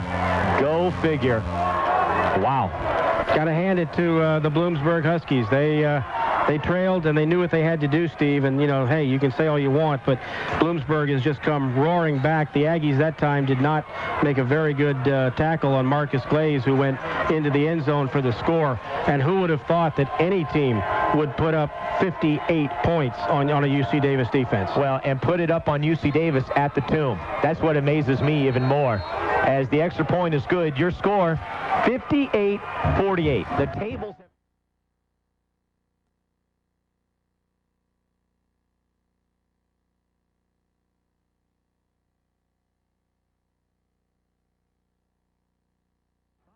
Takes the kickoff, has room, 25, 30, 35, 40. Oh, he got tripped up on the leg by Rudy Garcia, who was down on the ground. Otherwise, Tom Watts was on his way, but good field position. But there's more in store here. 29 unanswered points by Bloomsburg here in the 4th quarter. 58-48. They lead it. 2:08 remaining. The Aggies have to score, and they have to score quickly. This is where you need that 15-second offense. This is where you need the miracle at the Tomb that Bob Biggs, when he was a quarterback, engineered a number of years ago. But the Aggies down 10. Ball just shy of the Aggie 40-yard line. Out of the shotgun, JT O'Sullivan. Aggies have been shut down here in the second half. JT looking downfield, fires away, complete to Michael Leva, middle of the field, 40-yard line. Aggie offense rushes up to the ball. That'll be a 20-yard pickup. We'll stop the clock for the moment because they have to move the chains. As soon as they set the chains down, then they will start the clock. Meanwhile, JT can make the call. Michael Eaglin is into the ball game. Charlie Enos, both those players coming to the right. Quad set with Oliva and Ojo to the left in the backfield is Matt Brown. 2:01 remaining, and is a timeout being called by Bloomsburg. The official, the referee, making a call on the field. Well, the referee is looking around and calling an official timeout, and now he's huddling with the Aggies, and let's see what he rules here. Well, he hadn't moved the chains. Tripping the call against Bloomsburg, but that penalty is declined by the Aggies. All right, so 1st down and 10. Actually, I think they were waving it off as a possibility on that kickoff return. So here we go as JT O'Sullivan will throw for the end zone as Charlie Enos, he's running out of room, goes up, tries to make the catch, trying to go up and over the defender, much like Michael Oliva did earlier in this ball game, but it falls incomplete. It's all right, 2nd down and 10, minute 55 remaining, not much time taken off the clock, 15 seconds to be exact. Aggies down by 10 after leading by 19 going into the 4th quarter. Well, it's just an unbelievable turn of events here for the Bloomsburg Huskies, who have taken a 10-point lead, and UC Davis now probably, Steve, going to have to bomb into the end zone on every opportunity. 2nd down and 10. Just outside the 40-yard line of Bloomsburg. JT to drop back. Now looking, throws into the pocket, fires away, and misses Michael Oliva, knocked away at the last moment. Good defensive play by Matt Keys. That'll bring up 3rd down and 10, and now the Aggies 2 plays away from maybe their season ending. They've got to get that 1st down. I guess that would be the important thing right now. Well, got to get the 1st down for certain and keep the chains moving, but the clock now becoming a factor too. 1 minute and 49 seconds, and Bloomsburg out in front by 10. The Ags need a quick score, but they need a 1st down. More importantly, a quick score gives you a 1st down. By the way, 2 timeouts remaining on both sides. JT takes the snap from Christopher Maven, steps into the pocket, fires for the sideline, caught by Anime Ojo. Well done. I think it's enough for the 1st down, depending on the spot needed to get to the 32. I think he's there, and we'll see if they measure. They just call it 1st down. He's actually be a little short. He's going to be about 2 yards short, so my eye's deceiving me a little bit. He's got to get to the 32. They've got it marked at the 34. Aggies have no choice but to go for it here on 4th down. So it'll be 4th and 2 for the Aggies. Aggies on 4th downs this year haven't had to do it too much, but are 7 for 9. The season rests on this play right here as far as keeping it going. Aggies down by 10. JT out of the shotgun. Matt Brown will stay in and block. JT to throw. He's got to get the first down. Run for it, my friend. Run! He wants to throw. He does, and it's complete to Charlie Enos at the 20-yard line. Oh, my heart went pitter-patter, pitter-patter about 10 times to the 10th power before he got the first down. Charlie with a big catch. Big catch, Charlie Enos. 1 minute and 35 seconds remaining. The ball at the 20-yard line. So you still can get a first down at the 19-yard line. JT O'Sullivan, Matt Brown will stay in to block. JT stepping into the pocket, throw for the end zone, fires away, and it's intercepted. It is intercepted by Bloomsburg, and that's your season. Bloomsburg is going to go on to the championship as they intercept a pass intended for Charlie Enos in the end zone. It will come out to the 20-yard line, minute 25 remaining, and who would have thought that anything like this would have happened today? Well, a catastrophe for the Aggies here at Toomey Field as Bloomsburg once again denying UC Davis for the 3rd time in 5 years. UC Davis being defeated in the semifinal round.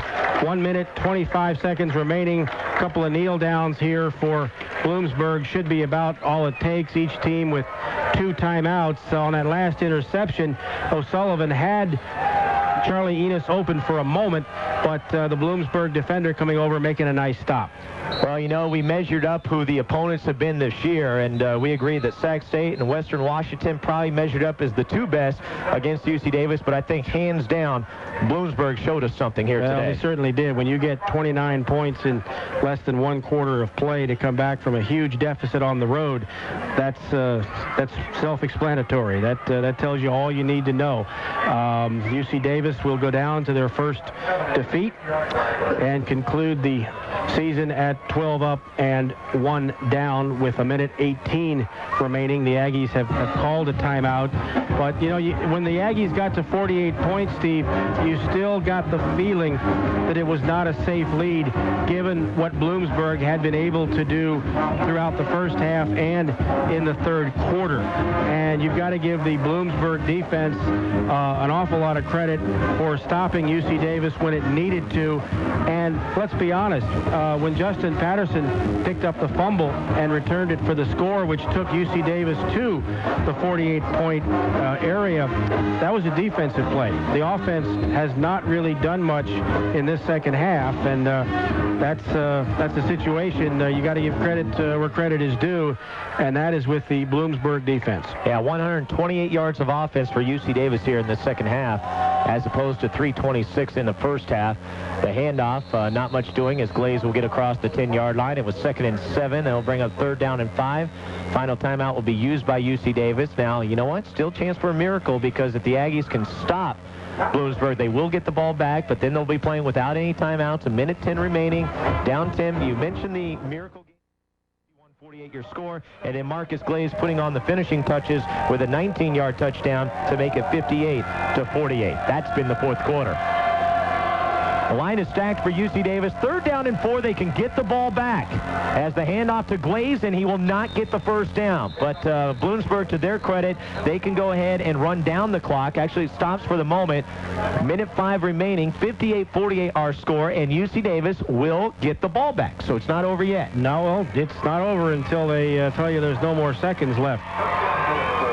But it looks like it's going to be an offside call against the Aggies, and once again, so I guess it is over. Another mistake, Steve. And the Aggies, in this 4th period in particular, have simply made an awful lot of mistakes, and those mistakes are coming back to haunt this club. You know, Northeastern last year in the national semifinal, actually it was the regional final, the Aggies lost 19-14. I had counted them up. They had 7 major mistakes in that ball game that cost them the contest. Outside that, Northeastern had a great punter that put UC Davis deep in their own territory today. That really is the story once again, especially here in the 4th quarter. I mean, you just look down it. It was 48-36. Holding penalty sets up the next touchdown, 48-43. You've got the fumble by Matt Brown that set up the Marcus Glaze touchdown from 19 yards out. And again, who would have thought that anything like this could happen? It really is amazing to me that not only that Bloomsburg, a very good team out of Pennsylvania, is going to win this game, but the fact that they put up 58 points and 664 yards of offense against the Aggies. Just unbelievable, but our congratulations to the Bloomsburg Huskies. They will meet Delta State for the Division II championship. Thank you very much for coming. You drive safely, and you're welcome to join us.